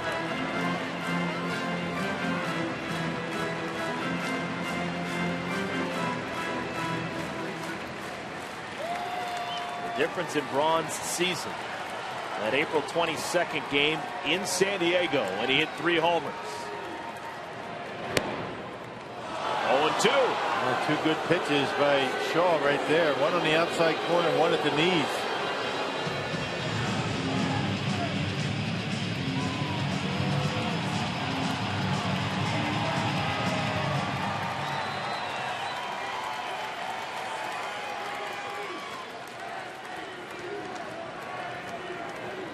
Here's the 0-2.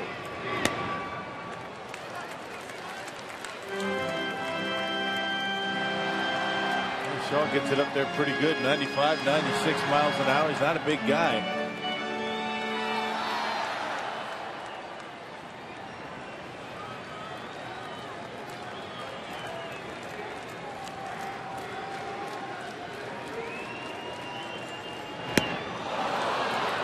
Off-speed pitch and Braun out in front. Back-to-back strikeouts. Gomez and Braun. Bases still loaded. Now 2 outs. 3 fastballs, and then the slider gets him. I see 2 fastballs to get ahead 0-2, and then he got him with a slider. Ryan Braun came up empty.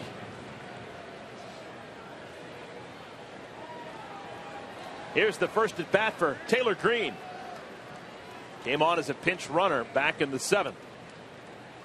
Already seen him make a nice play defensively. Now a chance to hit with the bases loaded. Brewers up 9.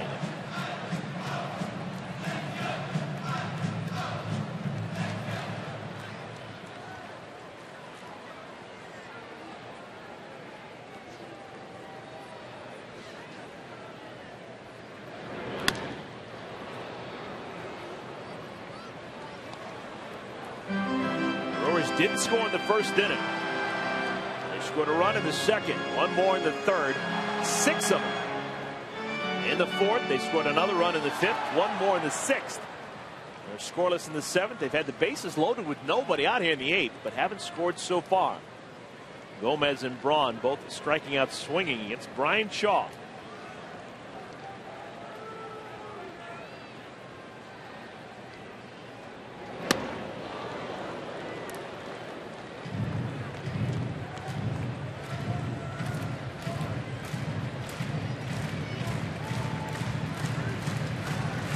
Talking about that line of runs for the Brewers so far this season.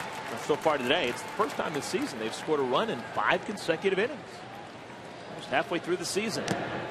Swung on and missed. How about that? Brian Shaw, bases loaded, and strikes out Gomez, Braun, and Green.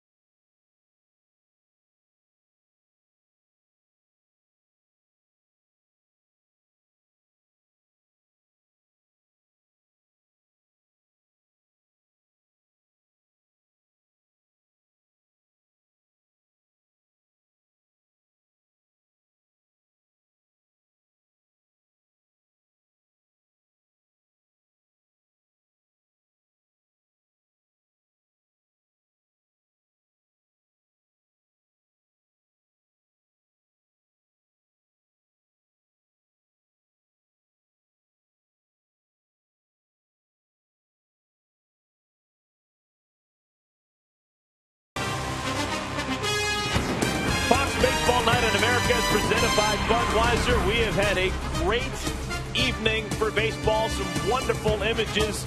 The Brewers needing a feel-good evening, and they've gotten it. A lot to like for the Brewer fans here in Milwaukee. 10 runs, 13 hits. Ryan Braun, Carlos Gomez combining for 3 homers. The Brewers with 4 as a team. With Bill Schroeder, I'm Eric Collins. Trying to finish this one out. 9th inning. New first baseman George Kataris. Normally a catcher, getting a chance at first base. Nigel Morgan going to play the 9th inning out in left field. And giving Corey Hart and Ryan Braun and Ramirez Ramirez the heart of the Brewers order. At least an inning off tonight. Getting ready for the day game after the night game.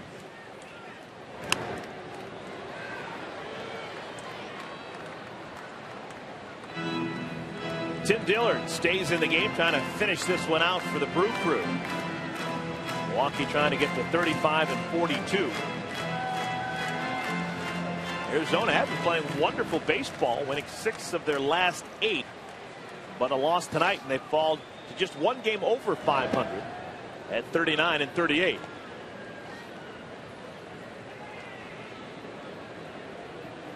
The guy right there, Mike Fiers, was setting the tone. Did not pitch particularly well in the first and the second inning, but no harm done. Left a couple of men on in both the first and the second, and then retires the last 11 in a row that he faces. Back-to-back starts for Mike Fiers without allowing a run against the White Sox and now the Diamondbacks. I began the season playing minor league baseball. High and deep to center field. Going back, looking up. This one is gone. Miguel Montero, home run number 8 on the year. That's the 2nd run for the Diamondbacks on the evening.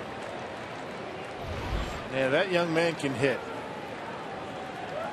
Second hit of the ball game. He took that one into center field, high off of that batter's eye out in center field. Right down the middle. Nice short stroke by Montero, and that ball way out of here.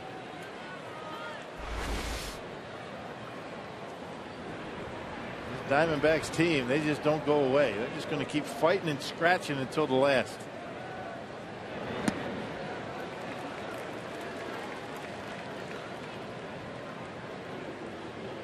Diamondbacks have now homered in a season high 11 consecutive games.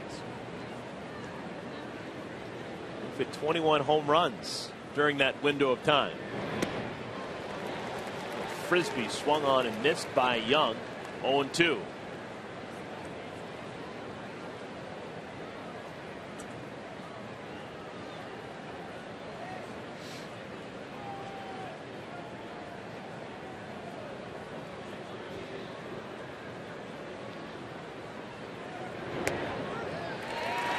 On 3 pitches, Chris Young strikes out. First out here in the 9th inning. Now it's time for the Burger King smooth plays of the game. And it's all about the long ball for Milwaukee. 4 home runs. Ryan Braun got the first. Cody Ransom got the second. Then once again, middle of the lineup with the Thunder. Ryan Braun and Carlos Gomez. On the season now, the Brewers as a team, 93 home runs, 3rd best in the National League.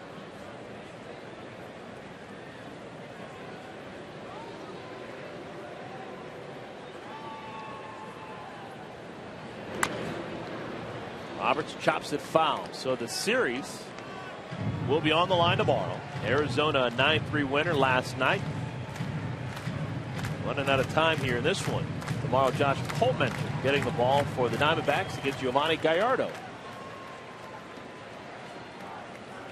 Gallardo is a guy who's been an all-star in the past, trying to find his way this season. Hasn't been as consistent as he has previously. Tough back-to-back years. Gallardo outstanding last year. He was actually the starting pitcher in the deciding game here at Miller Park against the Diamondbacks in the NLDS last year. Got a no decision. And Josh Colementor has been balanced between the rotation and the bullpen all year. Got a great changeup.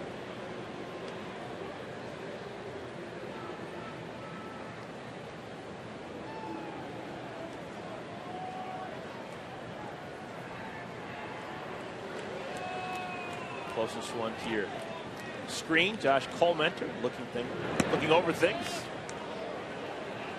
He's just hoping against hope. Ryan Braun going to get a Sunday off tomorrow. No chance. There's not a player around that's going to get a day off after a day like that.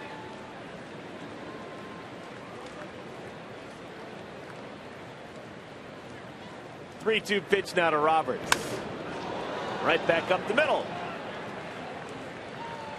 So the Diamondbacks have been stuck on 2 hits for the longest time. They had 2 hits through 7 innings. They put 2 more hits on the board in the 8th inning, scoring a run. They had 2 hits here in the 9th inning and already have scored 1 run. So a former Milwaukee Brewer. See if he gets a nice little round of applause. Lyle Overbay stepping in.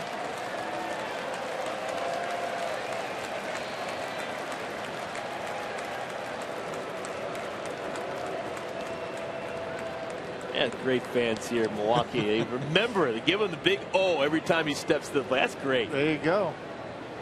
Hey, great memories here in Milwaukee.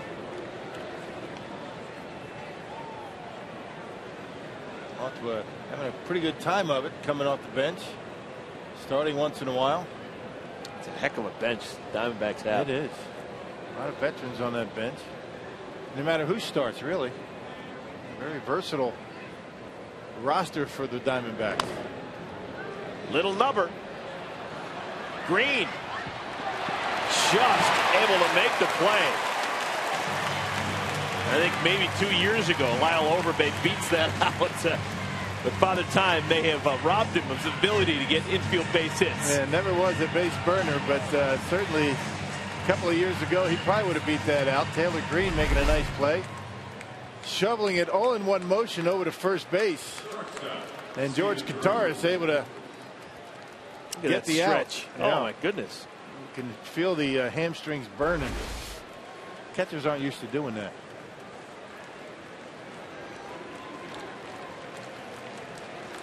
So Taylor Green's been in the game defensively for 5 outs, and he's made 2 highlight level plays.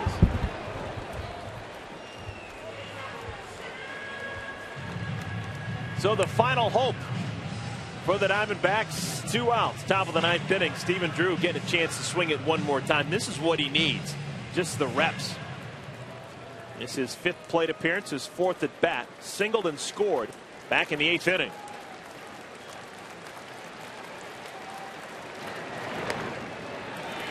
Oh, 2.